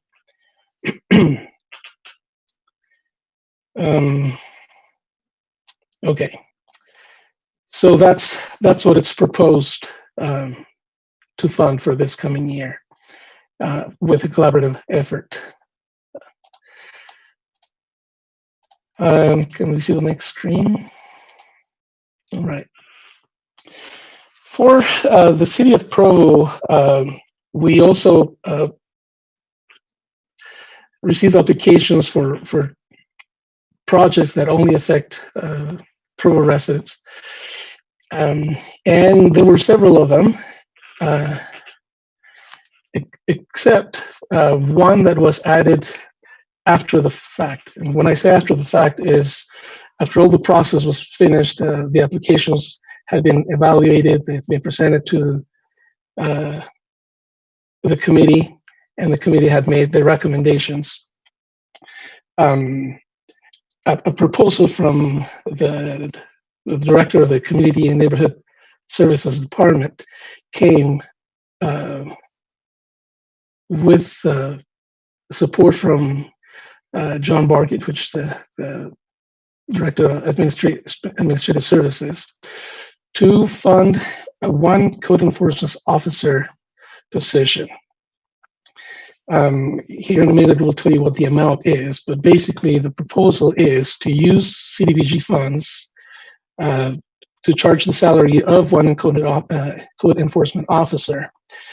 His duties would be doing code inspections and sustaining code enforcement in the eligible neighborhoods of Joaquin, Mesa, Spring Creek, possibly a couple other CDBG eligible neighborhoods. The use of CDBG funding for this type of project is eligible. This is one that, even though it's salary for city staff, is not charged to administration based on the purpose of the activity that is affecting. So it goes against it's charged against the total from capital projects that we set aside. Can we go to the next screen, please? Okay, so this is the proposal for Provo only funded projects for CDBG. You can see at the top the 1,268,000, which is the amount allocation we received from HUD, and then the next two are what I mentioned with program income and some projects that have been completed. With CDBG funding, we're able to set aside 20%, and this is 20% from the annual allocation, the 1,268,000, to cover administration. And so the proposal is to have 20% of that, 253,625, to cover administration costs. In the department, in the division, we run a few programs to assist Provo residents. The commercial facade rehabilitation program, we run the down payment assistance program, and there are with homeowner rehabilitation, there's actually 3 programs we're running: is the egress window program, the emergency grant program, and homeownership or rehabilitation program. As we run those from the division, we're able to charge the costs associated with the direct delivery of the program outside of the administration 20%. And we're proposing the numbers shown on the screen for each one of those programs that we run. That leaves a total of about $1,520,000 to fund the capital projects.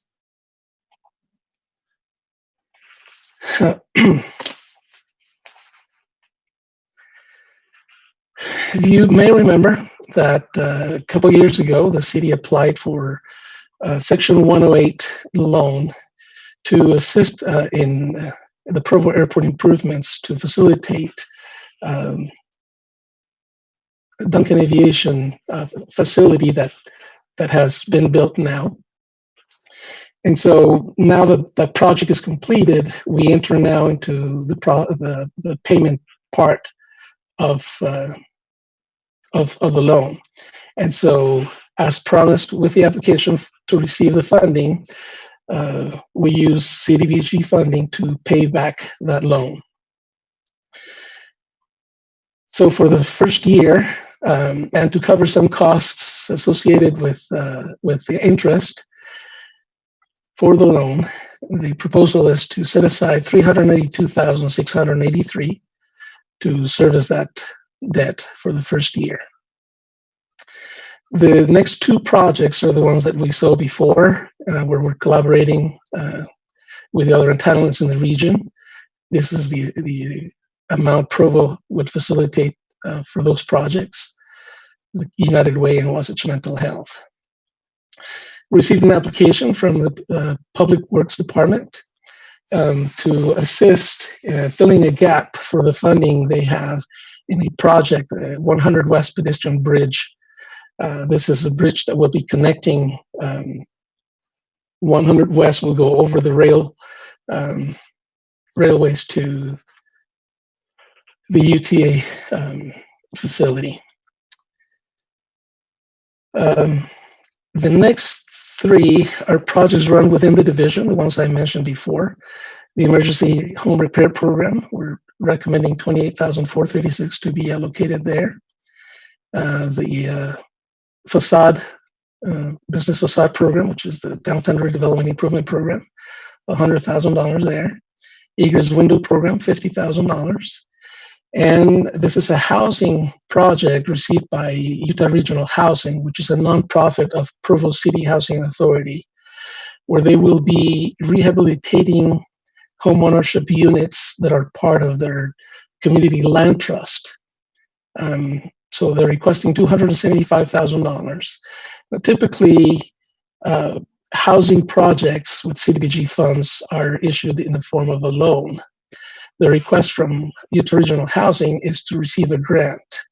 The reason for that is, again, because these are part of the Community Land Trust project and will facilitate the ability for them to be able to make the numbers pencil without having to pay back the funding.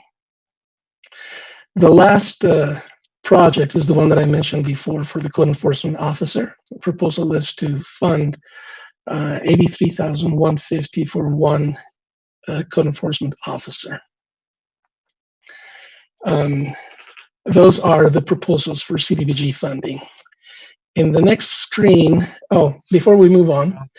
A question from Mr. Harding. Sorry. Okay. I was just curious, do we know where the location of Carson Townhomes is? Yes, I should have included that. Just 1 second. It's gonna take me a minute to find it now. It's South Provo, I can tell you that much. I believe, isn't it 500 South and Freedom Boulevard? Yes. On the northeast corner.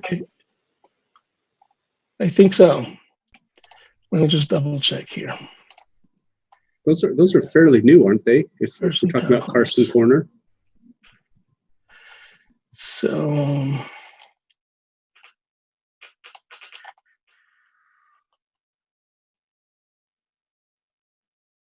boy, I was sure I had the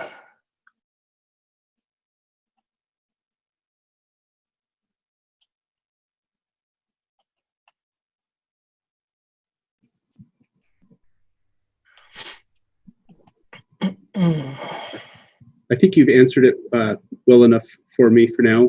Perhaps tonight we can get that answer. But 688 West 100 North. No, that's the Provo City Housing Authority. Sorry. We can come back with an answer for that this evening. Great, thank you. There's a lot to cover here, so if we can just quickly move this along, Dan. Okay. So we're doing well, I think. So this is the 15% of only Provo public service funding recommendations.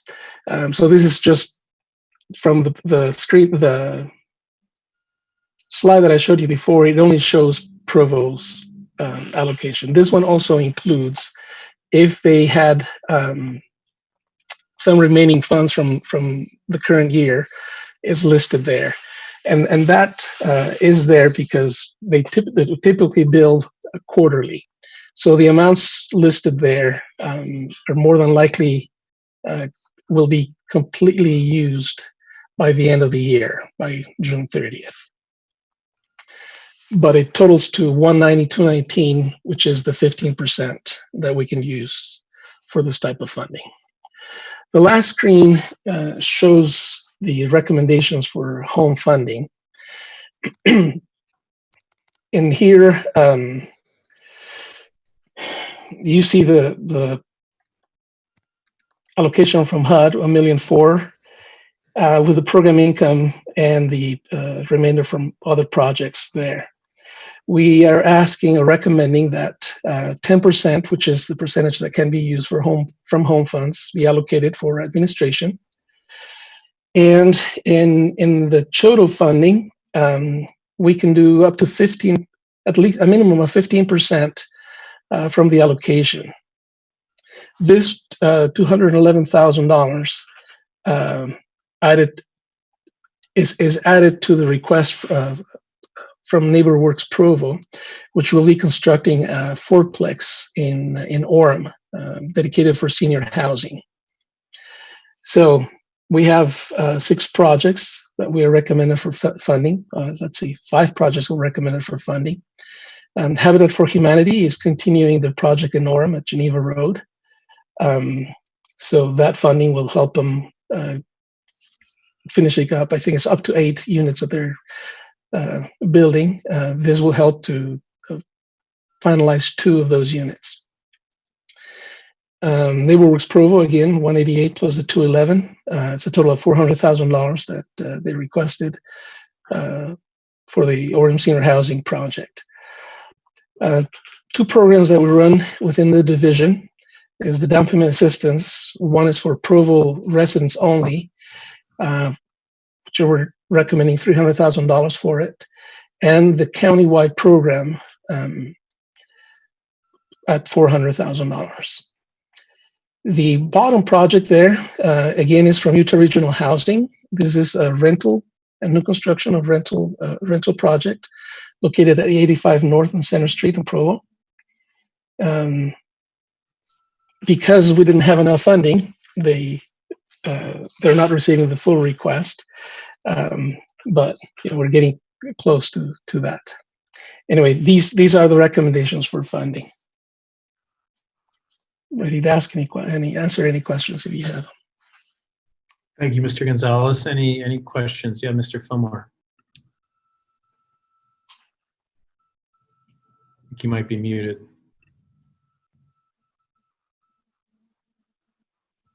Here we go again. Is there a fixed formula for allocating that funds between Provo and Orem? Or is that negotiated project by project? Are you referring to the amounts that each of the entitlements are providing to the project? Well, for example, on one of your earliest slides, it indicated an allocation of funds between Provo, Orem, or contribution of funds between Yes. Provo, Orem, and Utah County. I'm just wondering, are we doing that according to a fixed formula? We do based on population, or is it negotiable on a per project basis? It's per project basis, and it's done based on the application received on the proposed number of beneficiaries from the project. And so we ask in the application to for them to let us know how many residents from each of the different entitlement cities will receive the benefit. And so that's what we use to calculate how much funding based on the request. So project by project based on the likely recipients. Correct. Okay.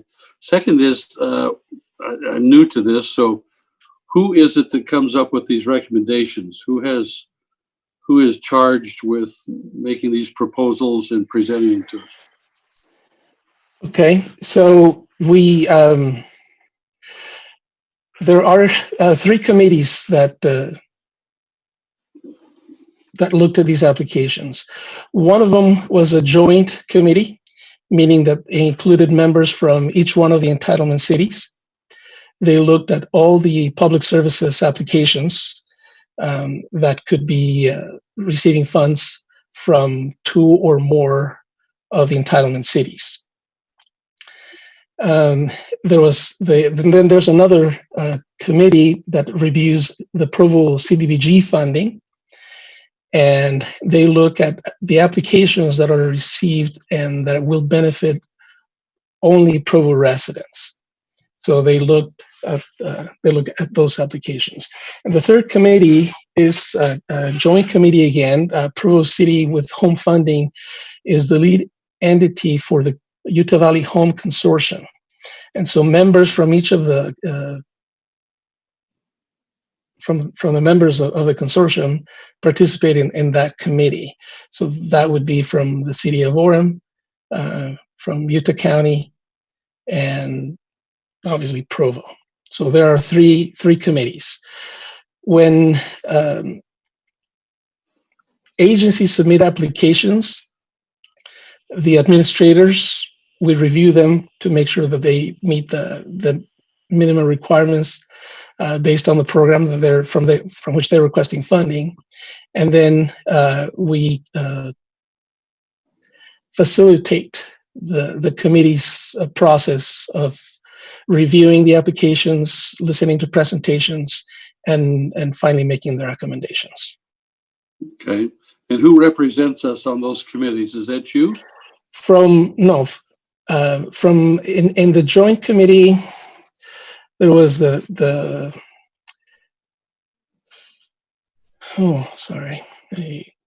need to look at.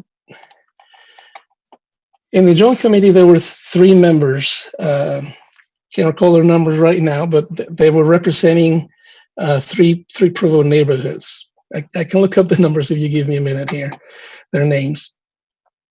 But there were 3. Take a lot of time. I'm just. There were 3 members from Provo City CDBG eligible neighborhoods. In the CDBG Provo City CDBG committee, there were 4 4 individuals representing 4 different neighborhoods, and then we had some members representing Provo businesses or nonprofits. In the home committee, the representative is John Ka'u. He's a professor at BYU. Okay. Last question. With respect to the Duncan Aviation loan, who is the lender there? That is, who is the money being paid to? The money comes from HUD. It's basically when the loan is approved, it's basically borrowing against future CDBG funding. That's how we're able to receive the money. So we're basically paying back the money from CDBG funding that we used. It was $2.5 million that was provided. So now we're paying that back in 10 years. So we basically got an advance from HUD. Is that it? Yes. And so that was for the Duncan Aviation project? Correct. And now we're repaying that with HUD money? Yes. Okay. Thank you. Ms. Ellsworth. You're welcome. Yeah, I'm curious. You said that people on those committees represent the neighborhoods. Did you find their names, or how are they? Where are they? I can for sure provide these at the meeting tonight. I can still do it if you have time tonight. I mean, right now. It all depends on timing here, I guess. We could get that information for you for tonight's meeting.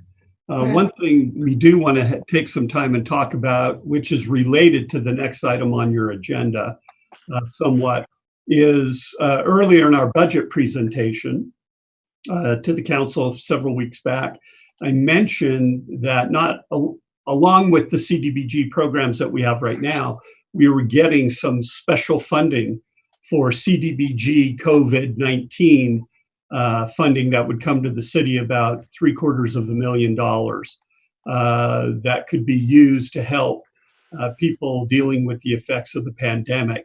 And would like to just briefly have Dan go through and outline the process that we'd have to go through to be able to use those funds.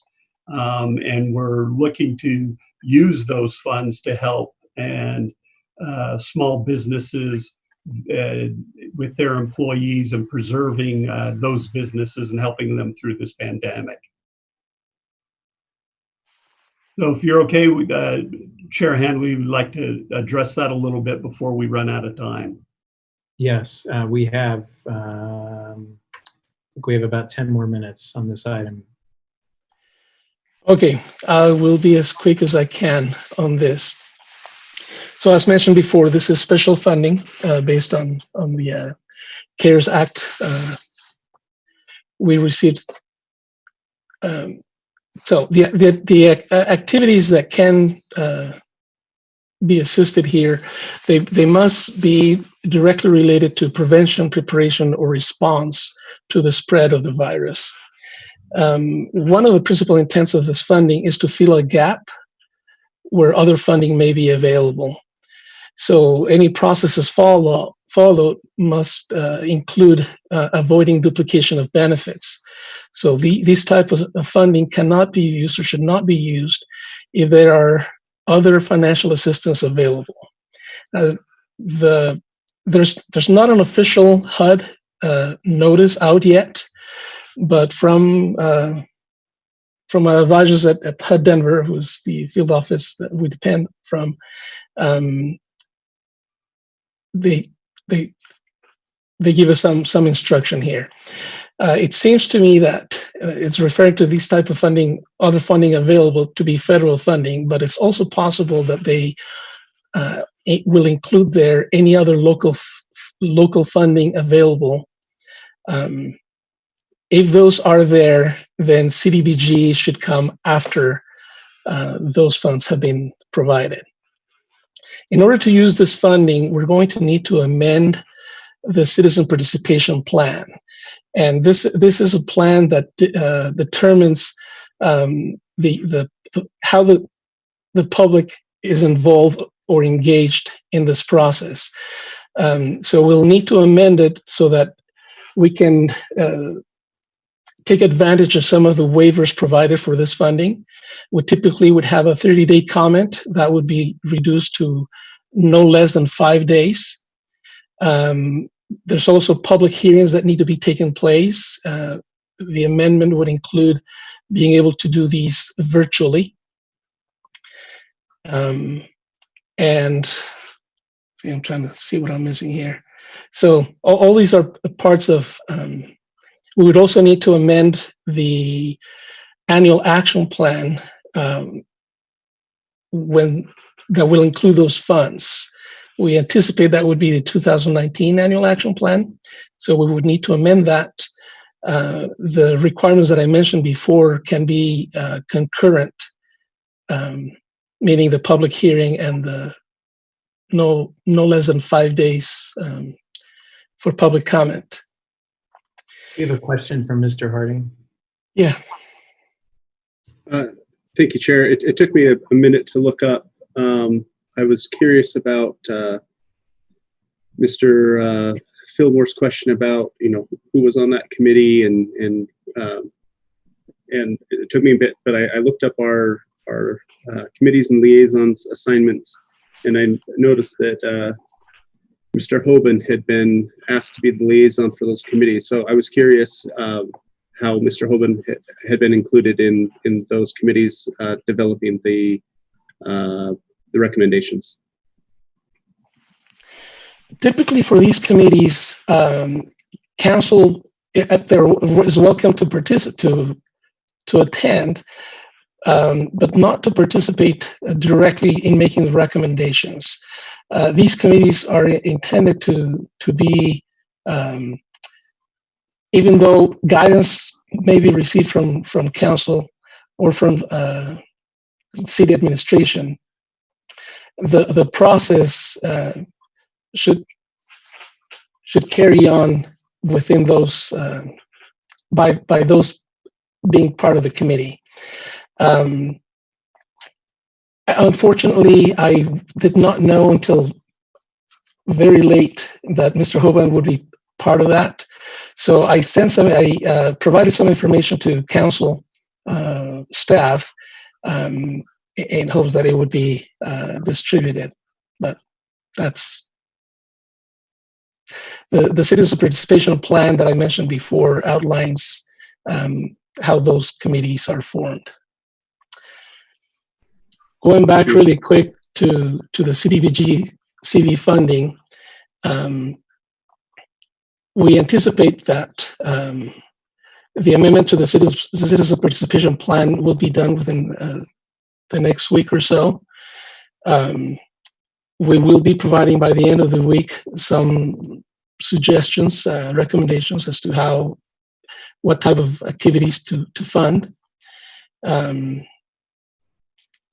We expect that at the very latest in the first meeting of June, we will be bringing this for approval.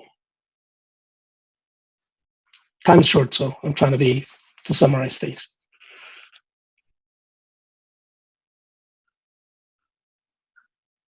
So Gary, if you have anything to add, or if anybody has any other questions. All right, thank you, Mr. Gonzalez. Any more questions? Or Gary, do you have anything you want to add? This is special funding. It became available at the end of March with the CARES Act. And so there's a really short time frame around this, and it's designed specifically so to be able to get out and help those who have been directly affected by the pandemic. And the LMI issues and things that we deal with CDBG funding is still in place.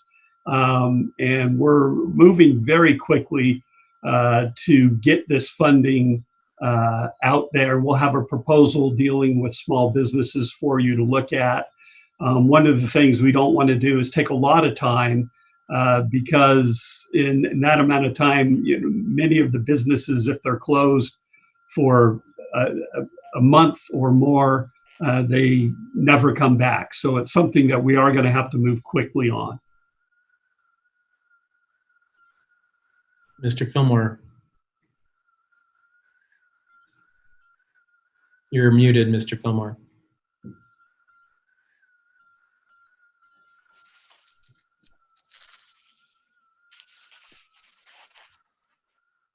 You're still muted.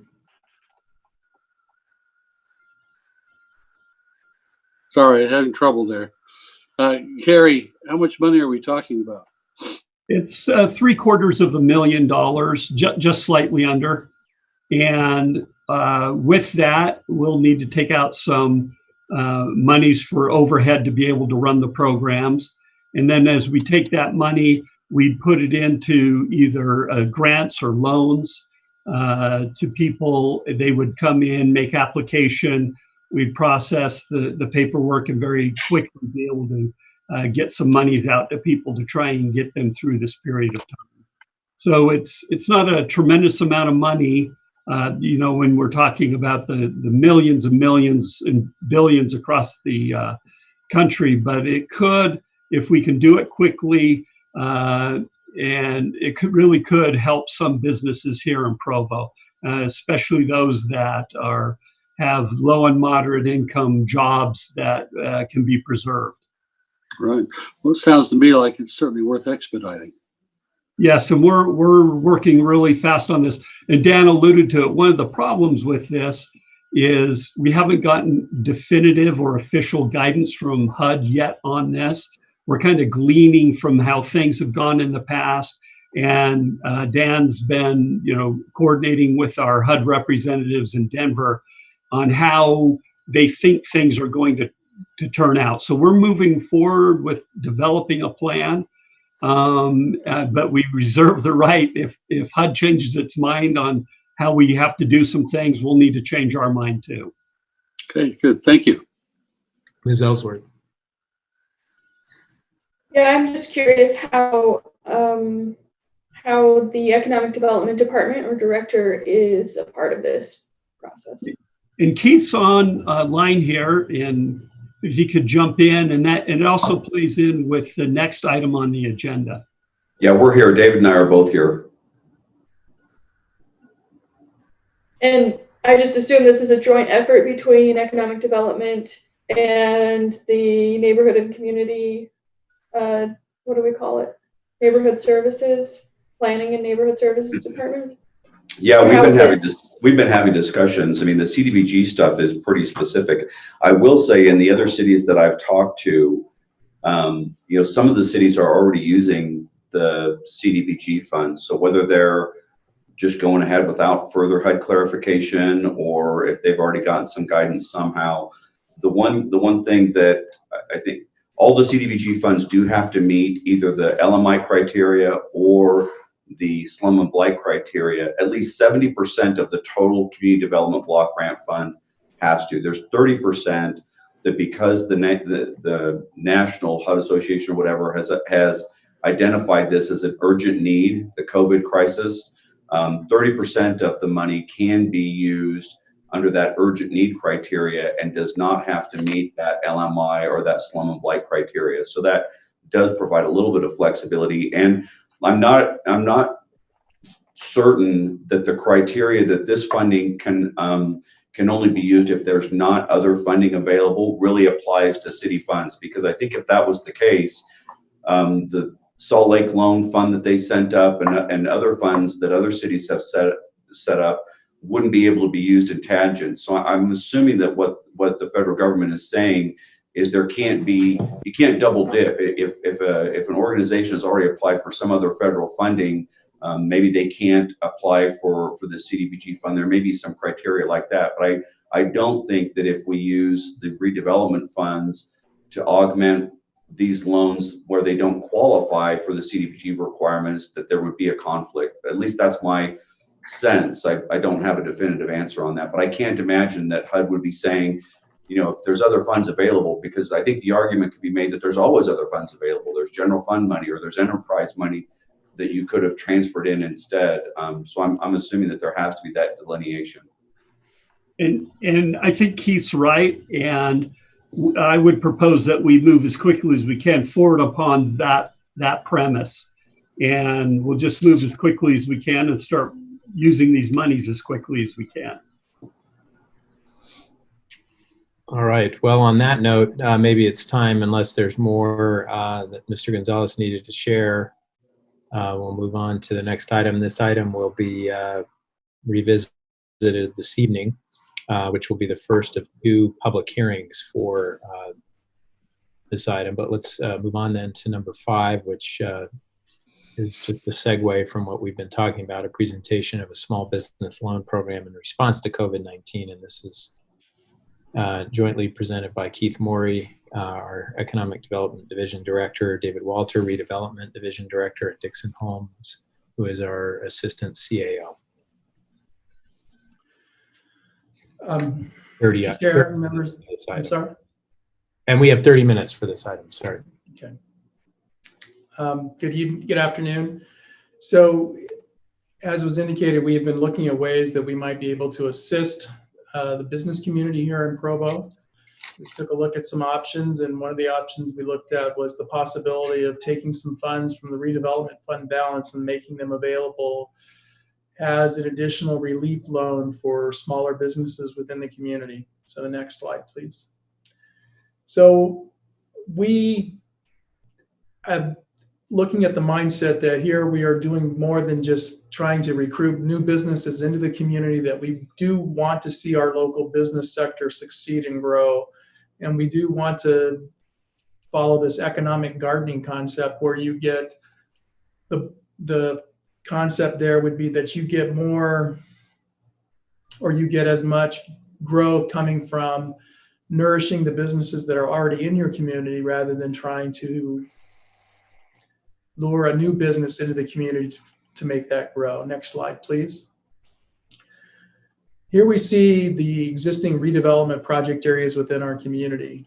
Typically, the law requires us to only spend the tax increment funds that these projects generate within the redevelopment project areas. And see, we have a number of them throughout the community, though the thicker, darker lined ones are the ones that we have recently adopted that are the newer ones, one at the golf course and one for the mixed project area.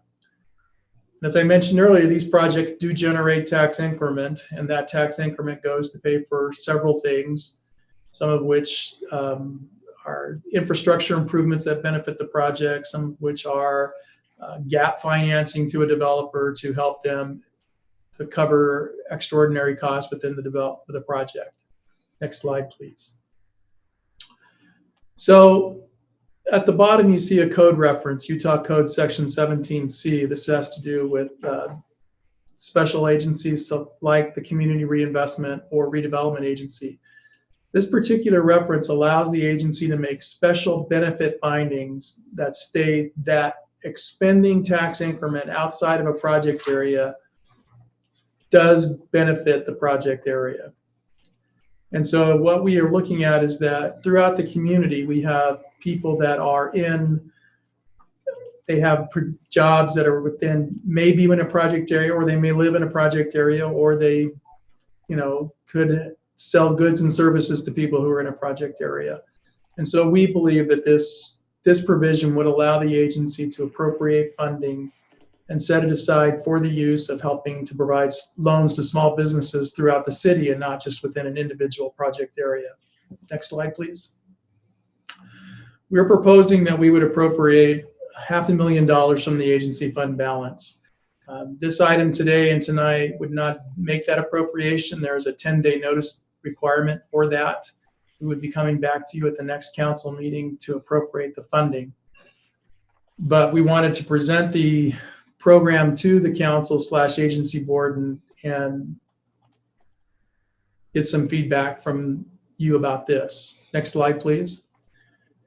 We're proposing to create a loan program that would be a minimum of $5,000, a maximum of $20,000, a maximum of 10 years. When we had initially put this together, we thought that there might be, currently we're suggesting an interest rate anywhere between 0 to 3%. The existing prime rate today is 3.25, so these loans would be slightly below prime in the case of 3, or if there was an interest rate of 0, then obviously these are designed to be more of a relief fund for the businesses. And we're proposing them to be for a maximum of 10 years, subject to either the length of the lease that they have or the life of the improvements that are being secured by the loan. When we put this together, we knew that we were getting some CDBG funding, and we had thought that there would be one application process, but in talking this through, we realized it would probably be more beneficial that if we had separate processes for each pool of money, so that there's no commingling that could be done or could be considered. So next slide, please. That's my last one. So it's the bare bones outline. We'll be planning to come back to you. If you approve this item, we will be putting together the application form and notifying the financial institutions as well as the business community that money would be coming available from the city. We felt it was important for us as a city to reach out to our business sector and see if there was some way that we could help them through this crisis. I think there's a couple of key things for the council to consider before you ask questions. One was, we initially wanted to make the process as easy as possible for the applicants, and so that's why we were suggesting one application for both the CDBG funds and the redevelopment funds if they got approved. But because there's this concern about making sure that there's not other funding available, even though it's more difficult for people, I think it is probably important that they have two separate applications so that we can clearly identify that the CDB application has nothing to do with the redevelopment funds. They're separate programs intended for separate or different uses, and we'll try to use that argument to kind of distinguish between the two. The second thing is, on one hand, there's a philosophy of this is our money, it's our redevelopment money, and we want to maintain that pool of money. And so having an interest rate and having a loan that's paid back is important to us because we want to keep that pot of money. There's another kind of philosophy that you may consider that says this is intended for businesses that are suffering, and maybe we don't want the money back as much as we want to make sure that we're creating an opportunity to try to support them or help them. And if that's the case, that's why we kind of put the varied interest rate range in. Maybe there's no interest rate at all. Maybe it's a forgivable loan. If they stay in business for a year or for 2 years, the loan is or something like that. But I mean, those are just points that you ought to consider as we start to draft a program whether or not we want the money back. If so, then they ought to be loans, and there ought to be an interest rate, and it ought to have a loan payment cycle. If we feel like it's important to prop them up, then maybe it's no interest and maybe they're forgivable after a period of time or something like that. So I just wanted you to consider that as you think about this program and how you want it to be implemented. Ms. Ellsworth. Yeah, I was curious if the city has ever moved money like this before. I'm not aware of us taking money from the redevelopment project areas and making it available citywide. Now, there are instances where we have made similar benefit findings. So, for example, for the golf course, because that project area only covers the housing, we are proposing to we are using the money to pay back a loan that was made to provide some additional enhancements to the golf course, which is not in the project area. So we did make these same benefit findings to use the funds outside of a project area. What do you think would be the impacts of not using that money in the area where it was generated? Of not using it? Oh, I'm sorry, I didn't quite catch all of that. It sounds like you're saying that we're pulling this money from different areas and then using it citywide for specific businesses. Well, potentially. So, for example, the downtown, a lot of the businesses in the downtown are in a project area that's now referred to as the Center Street project area. That is not generating any tax increment at the moment. Businesses that may be in the Riverwoods are not within a project area. The businesses that are along Cougar Boulevard are not in a project area. Businesses that are in the mall are in a project area. So, I mean, we've got certain areas of the city that, excuse me for a moment, certain areas in the city that do have a lot of businesses in them that are not in a project area.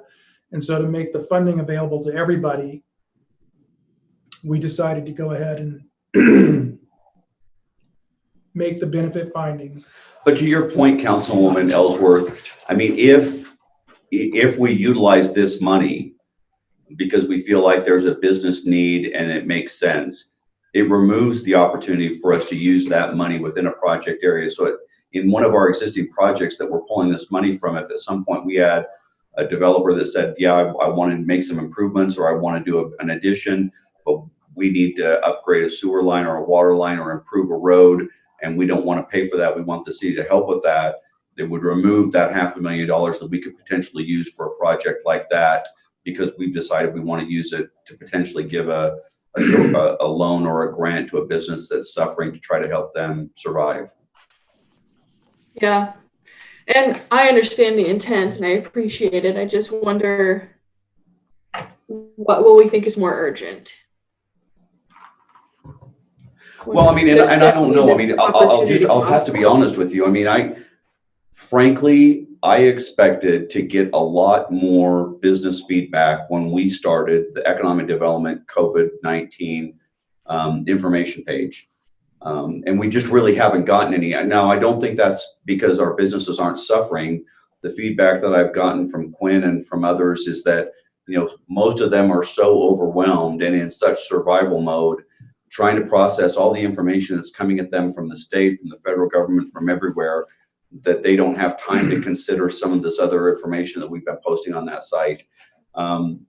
Maybe once we start a fund like this or the CDBG fund, we'll get a flood of applications, but I really haven't had anybody come to me and say, hey, where's some money from the city? We could use some help. And so I really have no frame of reference to determine what the demand or what the need is. I'm assuming from what we're seeing in other places, from how the personal protection, the payroll protection plan got flooded with applications, that we probably will see a demand, but nobody has called us to say there's a need and when are you going to put something together?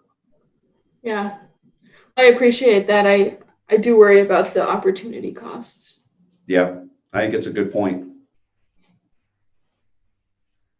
I think it makes a lot of sense. I mean, I think there's a real unique set of circumstances that we're facing right now, and I like the creativity of trying to address it in this way, because in some ways, within limits, I think it doesn't make a whole lot of sense to be holding out for redevelopment projects when there may be entire business sectors that are collapsing in the city. So I do think, I think this makes a lot of sense, and I like the caution and outline of principles that you've given. I don't really know how to advise about the interest rates. I suppose you're suggesting that's kind of an ad hoc decision, but it doesn't seem to me to make a whole lot of sense to be overly strict on that. If I suppose you'd be able to know in each case just how desperate the situation is and how likely it is that there could be some meeting of some obligations with interest, but I'm not terribly worried about that. Yeah, I think we were just looking for some high-level direction from the council. If you told us adamantly we want this money back, then I think that defines what the loan structure should be, and we need to have interest rates, and we need to have secured payment plans and things of that sort. If the council feels like this is money that's best served trying to help businesses, and if we don't get it back, that's okay because it's the right thing to do, then I think that gives us some direction to have some flexibility about maybe they're not strict loans, maybe they're more like grants with some terms of forgiveness if they meet certain criteria, and I think we could structure it that way too.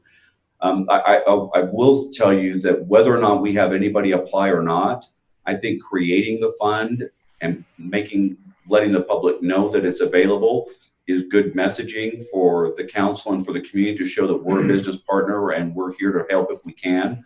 And whether anybody uses it or not may be irrelevant. I think it's a good message and it shows good leadership on our part. I'm certainly in the latter opinion as you were describing it. I'm less worried about getting every penny back than I am about making sure that it makes the difference that it's intended for. There are a couple of other hands up, but Mr. Walter, did you want to address No, that? I just was, we are anticipating that there would be a $100 application fee, that could come out of the proceeds. We, purposefully chose a lower interest rate so that we're trying to help out the businesses and make sure that they have funding available for them. And so that's that's the thinking that we took on the project. But we wanted to make sure that they had skin in the game, so to speak, and didn't automatically assume that was a grant coming out of the gate. Thank you, Mr. Harding, and then Mr. Shipley and Mr. Sewell. Thank you, Chair. I was curious in some of the documentation, and I understand this is being thrown together quickly, but in some of the materials that talked about, having to have a project that they're proposing to kind of grow and expand, and it reminded me of that economic gardening that you talked about. Is that the vision for this, or is this more of we're in a crisis, we could be losing businesses, so even if they don't have a project, but if they can use this money to as kind of a bridge loan until the economy improves, that's the vision for this. So can you help me understand what the vision is for these programs? No, I think that's accurate, Councilman Member Harding. I think we were trying to think. Dixon brought up a good point. For example, restaurants sometimes tend to have a high frequency of turnover. Do we want to be making money available for a business that potentially doesn't have a strong future regardless of our help? And so that's why I made the comment that we may want to have some kind of a loan structure that says something like, if you're still in business in 2 years, it's a forgivable loan or something like that. So I think the comment that you made about the different points that you saw were just our attempt to try to figure out some kind of a structure to make sure that it is a tenable business that we're helping continue to succeed, and not one that's doomed to fail regardless. And so basically it's money that's not spent very well or invested very well. Mr. Shipley. That answer kind of speaks to what I was going to ask about. I guess if the cap on these loans was 20,000, and we would call these loans forgivable potentially, and we've got a pool of 500,000, you're going to have more than 25 people apply the day that this releases, just like the PPP program had. And so I'm a little anxious to, I guess, maybe it's something along the lines of what Dixon was thinking. I want to help where we can help, and I think it is good messaging to have a program like this, and I think it is a good allocation of resources, but there'd have to be some construct of underwriting, and I don't know that the city's in a place to really underwrite applications or control these loans once they get put in place. I'm anxious to how we would do that. So anyway, just thinking out loud. But I if it's a forgivable loan and there's no construct behind it, and there's a $20,000 cap, we would have every small business in Provo applying for help, regardless of their situation, just like the PPP had. Most of those applicants, come to find out, many of those applicants didn't need any of those dollars and actually were, kind of shamed into giving them back. But it makes sense for those businesses to apply for them because there were no strings. So of course they did. So I guess, I'd be interested in how we could come up with a way to not necessarily underwrite like a bank does, but underwrite in a way that, is truly helping the hardest hit businesses and trying to give them some support if it would help them. Mr. Sewell. So I have a few thoughts. I think the amount of the loan being between 5 and 20,000 will mostly appeal to very small businesses. Larger ones would be going after, it wouldn't be worth their time, I don't think, to pursue that amount. I'm also assuming that most of the businesses who apply for this are not able to get funding through a bank, because if they were, they could probably get more than that. I don't know, Councilor Shipley probably has more information on that. I'm not a real fan of the idea of making them forgivable. As Councilor Shipley mentioned, you just have a ton of businesses apply for that. And I would prefer to try to target the funds to businesses who have a good chance of remaining viable and are just having a short-term cash flow issue. So, Mr. Holmes would like to make a comment. Go ahead, Mr. Holmes. Thank you. To Councilmember Sewell's point, we want to. So this is a terrible situation, right? We're trying to make loans to businesses that are struggling, and if they were really bankable, or they would be talking to their commercial lender and they'd be taking care of it. And what we're trying to do is help where we can, and really this is a gap. If this is the only source that they're going to have to survive, $10,000 to $20,000, $5,000 to $20,000 is going to go really quickly, and then they're going to need somebody else to help them. So this should really be seen as a gap to help them get to either the next pot of money that's larger, or that they have, this is really short-term and interim, and should be considered a gap and not the only source of their funding, because if it is, then that's probably not who we should be trying to help, and that business is either on their way out or down, and it's just going to prolong the inevitable, and we don't want to be in that situation. Maybe just one follow-up comment on why we kind of thought about the possibility of a forgivable loan that's kind of local and relevant to us. The Fruta Crush business decided to close, and one of the driving decisions behind that, they had actually considered applying for some of the federal funds, but didn't meet the forgivable loan criteria. And because they already had existing debt, taking on more debt didn't make good business sense to them, so they decided to close. So we didn't want to be in a position, or we wanted you to think about us possibly being in a position where we had a pot of money available because we wanted to help, but we ended up in a situation where businesses really couldn't use it because they couldn't really afford to incur more debt. So it's just, that kind of is why we were framing it the way we were, or at least wanting you to consider framing it that way.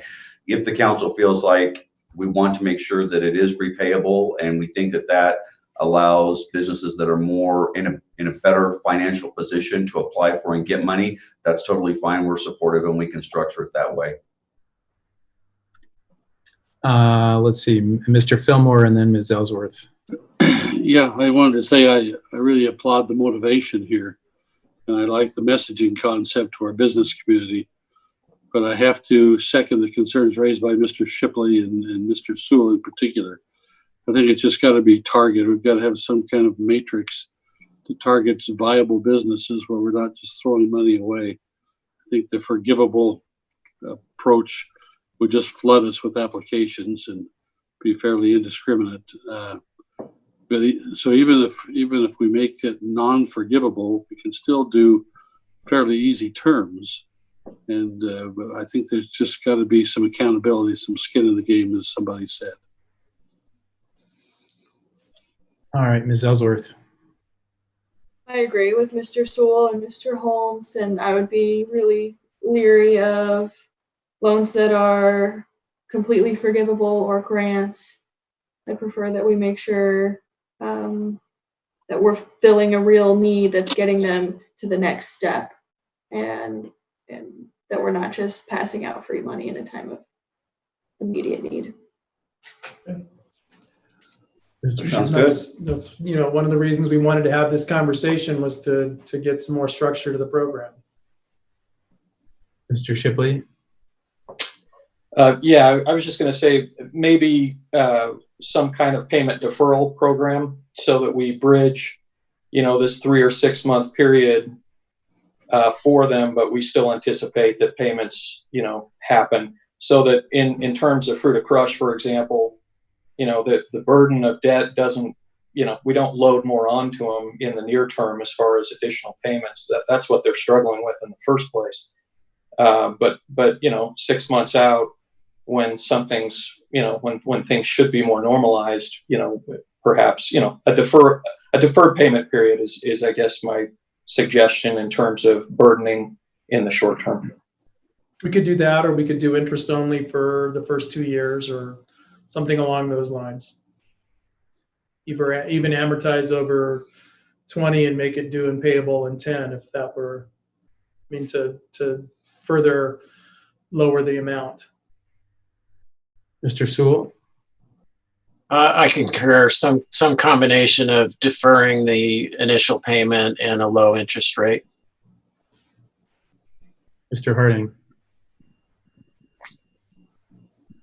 You're muted. There was some discussion about a kind of a matrix on which to judge these applications and the amount that they should receive. And I was just thinking that perhaps the number of employees that they have, the number of people they employ, might be a good part of that matrix.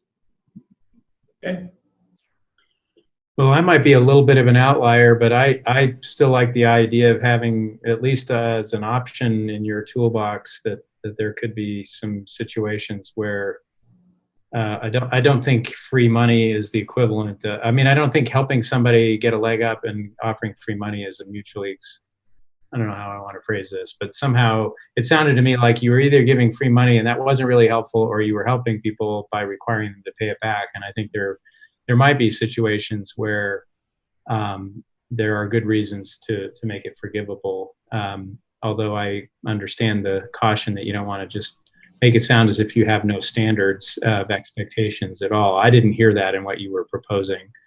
So anyway, I might be a minority voice on that, but I think if your criteria are very clear about why you're helping and whom you're helping, and you feel strongly that having at least a little bit of flexibility there down the road would be useful, I'd be in favor of that. Are there any other questions or concerns? Any we're out of time, but I don't know if there's any more things we want to wrap up.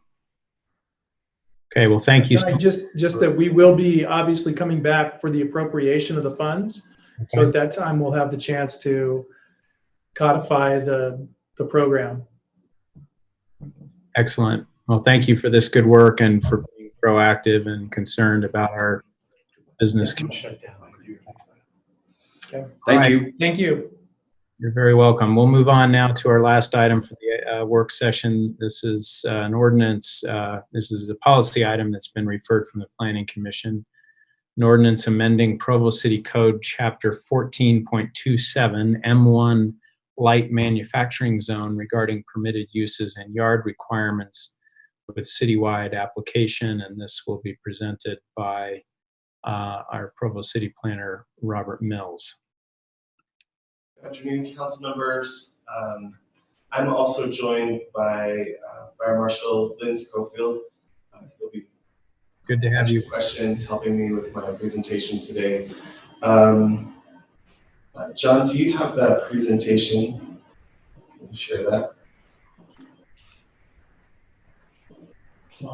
Oh, okay. So this is Fire Marshal Lynn Schofield's presentation from the other night at our neighborhood meeting. We can go off of this and it'll be just fine. I'll kind of explain what we're proposing first and then give Mr. Schofield a chance to talk. So first of all, our proposal is to amend the M1 zone and to allow some certain uses to be added to the zone that would directly affect Christensen Oil, which is located on 6th South. So in the permitted uses, our proposal would allow land use number 5192, petroleum bulk stations and terminals, only as to the sale of petroleum products listed in the International Fire Code as combustible liquid classifications, class number 2, 3A, and 3B. And then in amending the code, previously, the way that the code was written, it was just 5100 were permitted uses, and then there were certain uses that were specifically excluded. We've listed those out now. John, if you can scroll down just a little bit more. And you can see everything in blue there on the left side of the page. In addition to that, we wanted to make some additional improvements to the M1 zone. One of the conditional uses that was in the zone was the natural or manufactured gas storage or distribution points. That was specifically allowed, and as the neighborhood, as staff, and as the fire department talked about this, this was an area of concern because of the inherent danger that that could create.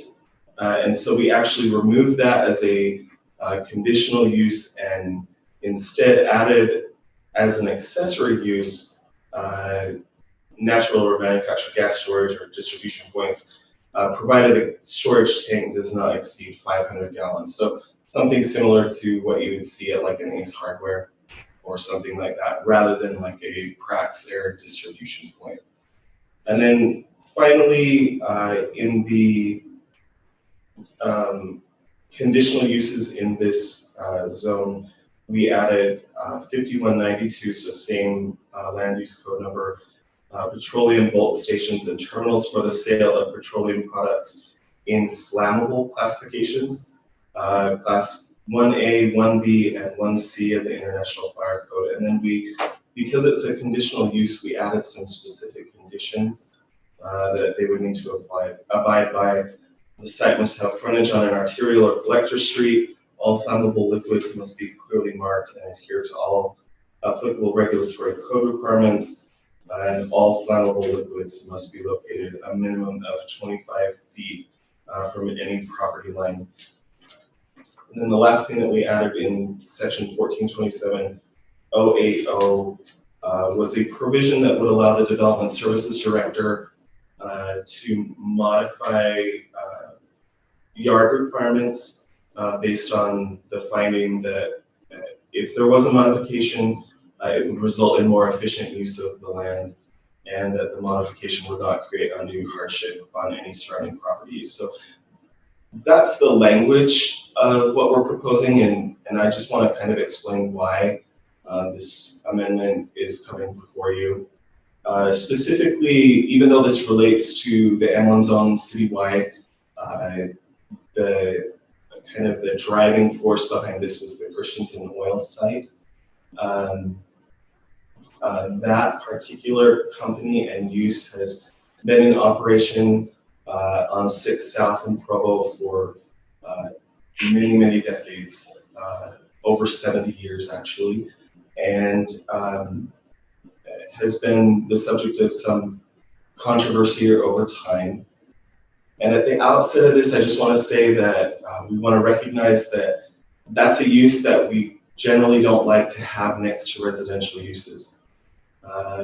They're generally not the most compatible bedfellows, but because there was a decision made many, many years ago to allow them to enter into that site and begin operations, they have what is considered legal non-conforming status. They can continue operation indefinitely.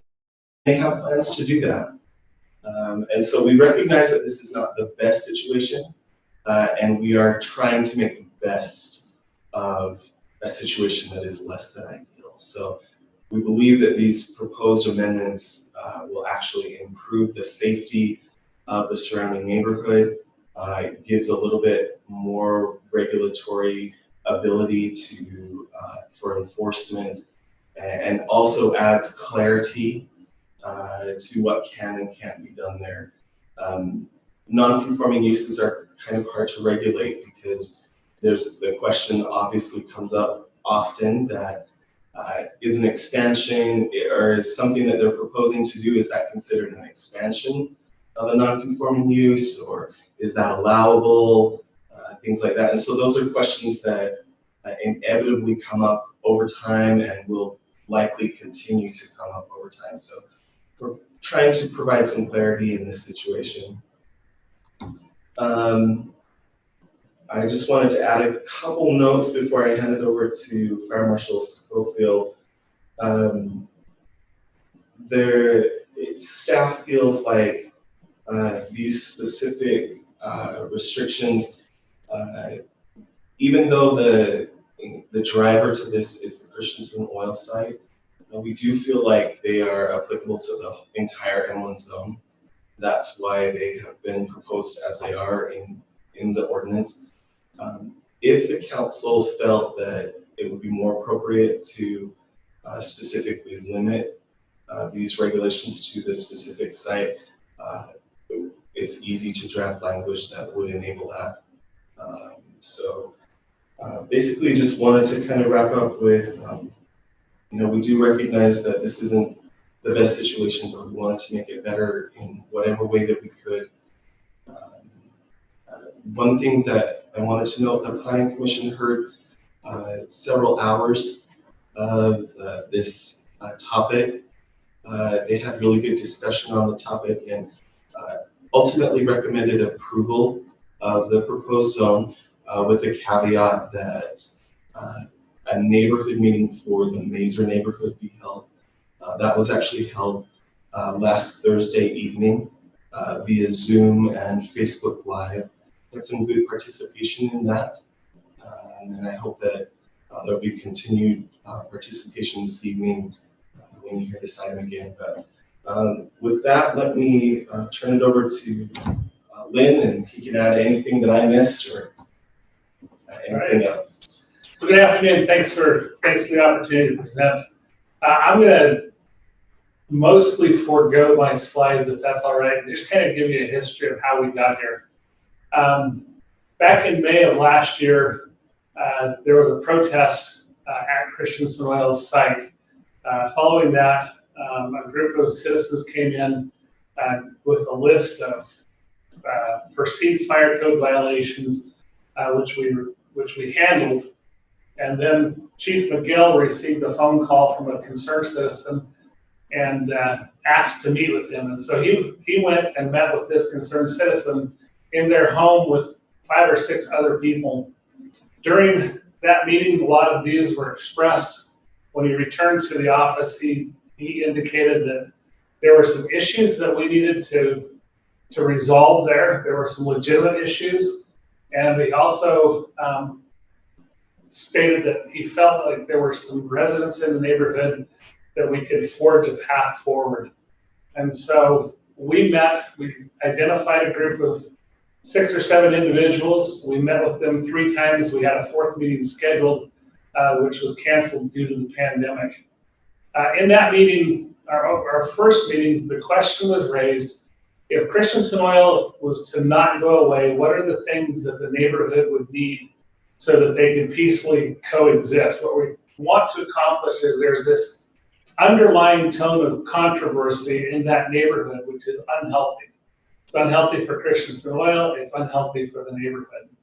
And so the things that were identified by that group, that working group, were number 1, the hazardous materials routes, the trucks that Christensen Oil's tanker trucks take as they go to Salt Lake and return from Salt Lake. Number 2, the plastics tote storage in their yard, which is unsightly. And then number 3, what's Christensen's path forward? What's their plan for future expansion? So we met with this group 3 times.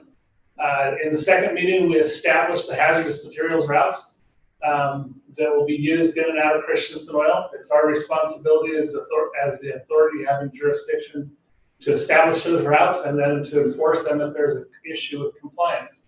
My understanding from talking to the neighborhood is that issue is resolved. The second thing that we looked at is the plastic totes, and then we asked the group if they'd like to go tour Christensen Oil, and so we went and toured Christensen Oil. We took the group down there, and we learned about the fluid down there.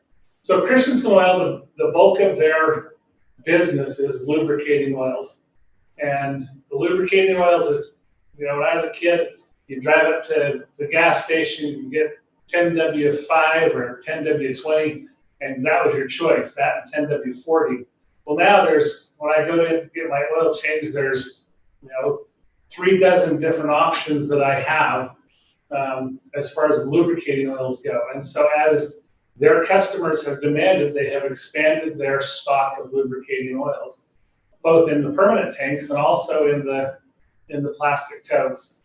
The plastic totes, Christensen's currently has a building permit in the system to add 7 additional permanent steel lubricating oil tanks. They've built a containment basin for it, and they anticipate that would alleviate half of those totes, between a third and a half of those totes. And then the rest would be totes of lubricating oils that they just don't have to turn over. So we started talking with Gary McGinn, with Robert, with Bill Pepperoni, trying to come up with a solution on how can we bring this all together, and hence was born the ordinance text amendment before you. A couple of issues that are brewing around the neighborhood that we've heard about in the Planning Commission. We've heard about them for months from various emails. Grandma requests are that there are a multitude of fire code violations at Christensen Oil. I inspected it thoroughly in October. I've been there a dozen times since. At present, there are no noted fire code violations at Christensen Oil, period. The second thing is there's this concern that Christensen Oil is going to blow up and destroy half the neighborhood. That's just an unrealistic concern. The majority of their stock there is lubricating oils. They're very safe. They're very, very safe. Chief McGill has said he'd take lubricating oils until they run out of room and feel very good about it. You should note that Christensen is right next to a rail yard. There's far more dangerous stuff coming through that rail yard. than what is presently at Christensen Oil. So we propose this text amendment. Our belief is that if we can provide a set of ground rules, that we can more effectively work with Christensen Oil as they expand to meet their customers' needs, and with the neighborhood to make sure that their expansion doesn't exceed their capacity within that fixed site. And Mr. Christensen is very well aware that his site is space limited. He doesn't have a ton of room left for expansion. He's very aware of that. But right now, with the situation as it is, he can't add the 7 tanks. If he wanted to build a building to more aesthetically house those plastic totes, he couldn't do that because there's murkiness in this non-conforming use.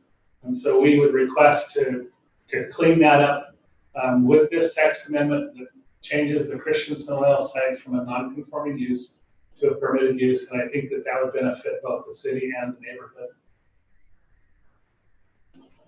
Now we're ready for questions.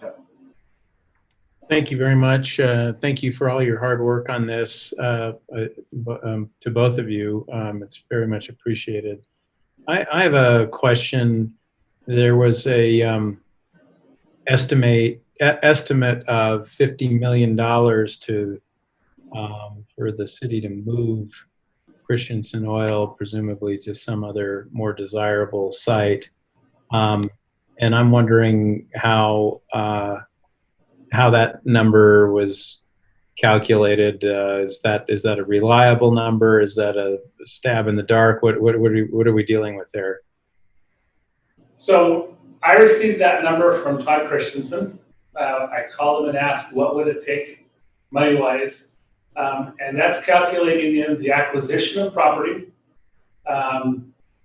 building the infrastructure. Now, under the ground at Christensen Oil, they have an oil water separator to protect the groundwater that covers most of their site. It collects down in 3 grades. So in the unlikely event they have some kind of a spill, we have a containment. So there's a lot of infrastructure under the dirt. So dirt work would have to happen.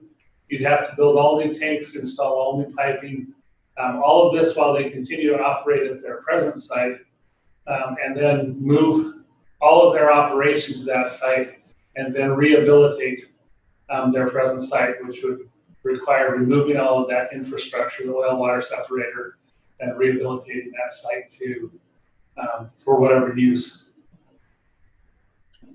I have one other quick question. Robert, you mentioned that it's not an ideal situation, that under normal circumstances we wouldn't want this to be next to a residential area. So what I'm trying to understand is if that's the case, then it seems like it makes it hard to argue that we can go forward with this situation without concerns. I mean, I guess the question I'm asking is, are you saying that just because it's contentious and it would lead to division that will never go away, or are there sound reasons why that pertain to safety and other concerns, why we would never allow that now? I think, well, there are no safety concerns. You heard Mr. Schofield talk about that, but the site is safe. The way that they operate it is safe. There are oftentimes land uses that involve logistics, lots of logistics, lots of different, chemicals or things like that. Customarily, they're not located right next to a residential area. For attractiveness, for the idea of not in my backyard, it's just much more acceptable to have those uses separated. I think that what the council has to contend with and has to think about is the fact that under the current circumstances, they can continue and this operation will continue on the site. They're a legal nonconformity, and so they can continue operating there indefinitely.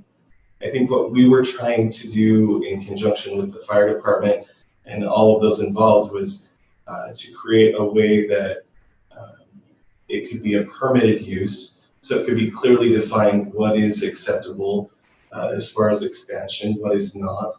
And then to specifically state that if they were going to expand any type of flammable material, that they would have to go through the conditional use process and abide by those specific conditions.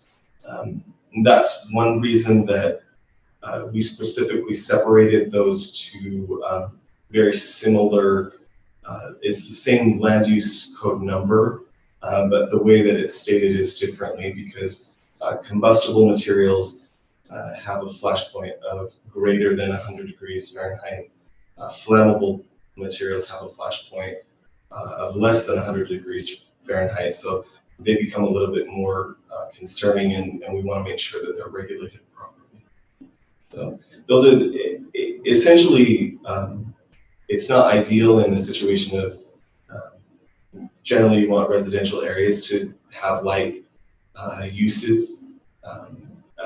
A use like Christensen oil isn't typically found in a residential use because it's not necessarily supporting the residential part of it, but the situation is what it is and will continue. And so we just think that this is a way to make it better, incrementally better. Thank you. Mr. Harding. Thank you, Chair. I appreciate the presentation. Appreciate the amount of work that has gone into this. It's very obvious that a lot of work has taken place. I appreciated the comments of Mr. Mills earlier about that he felt comfortable that this is something that could be applied to all M1 across the city. That's the first time that I've come across any comment or any consideration of the other M1 areas in Provo. If I could request for tonight's meeting a map of M1 zoned lands throughout the city, particularly as if they do or don't interface with residential areas. My first concern about this proposal is this is outside the Christensen oil question. Is this a good decision for the whole of the city and for the other places zoned M1? When I think of light manufacturing, a fuel depot doesn't come to mind. And so that's, I'm going to have to be convinced on that first and foremost, that broadly, that this is a good change for all M1 zoned areas in the city. Second, I very much support your efforts to find a kind of a best solution or a least bad solution for what we're in. I don't think, at least at this time, but I'm not sure if ever, that it really, that the city stepping in and funding a move is a viable option. So I appreciate that we are looking for something that's going to reduce the conflict and give some stability to the business and stability to the residents. I think that's, I fully support that. I'm glad that you're looking at that. I'm going to need some more convincing, though, that this proposal is the best way to do that. In part because of how it might impact other M1 zones, but also, and I don't fully understand all the history and the complications of past legal judgments and things like that, and how those all interplay. But generally, when we have a legal but non-conforming use, that respects the history of the area. But my general understanding is what is there is permitted, but future expansion is not permitted. And if we look throughout the years, I believe that there has been some incremental expansion. And again, that might be complicated by some of the legal judgments, but I think the expansion is the thing that's most concerning to me. Even moving forward from where we're at now, if we're facilitating further expansion, that's concerning to me, where we've got a legal non-conforming use. Why are we facilitating future expansion? So I would love to see, if there was a different approach that perhaps capped the capacity that's on site now, perhaps, caps it at where it was, I don't know exactly how to play it out, but if nothing else, cap it at what the capacity is now, and then trade some of the temporary storage for permanent storage. And if we could do that within a zoning option that doesn't allow this type of use in other M1 zones, assuming that it's not a very good fit for other M1 zones, I think that would be my preference on how to move forward. Thank you, Chair. All right, thank you. We're out of time, but and we will be coming back to this item this evening. But if there are any other, I guess maybe what I would ask is if there's anything you feel like needs to be said before this evening, now's the time. But otherwise, I think we'll postpone our discussion until later. Anything else? All right, thank you very much. We appreciate it. And we'll be coming back to this evening, I'm sure, and probably we'll also be hearing from the public. So the Municipal Council, because a closed session has not been requested, the Municipal Council will consider a motion to close the meeting. To close the meeting or to end the meeting? I'm during the meeting. Says close. No, there's no request for a closed meeting, so you can just adjourn the meeting by unanimous consent if there's no objection. I would adjourn this meeting by unanimous consent unless there is an objection, and we will convene at 5:30 for our evening meeting. Thank you all.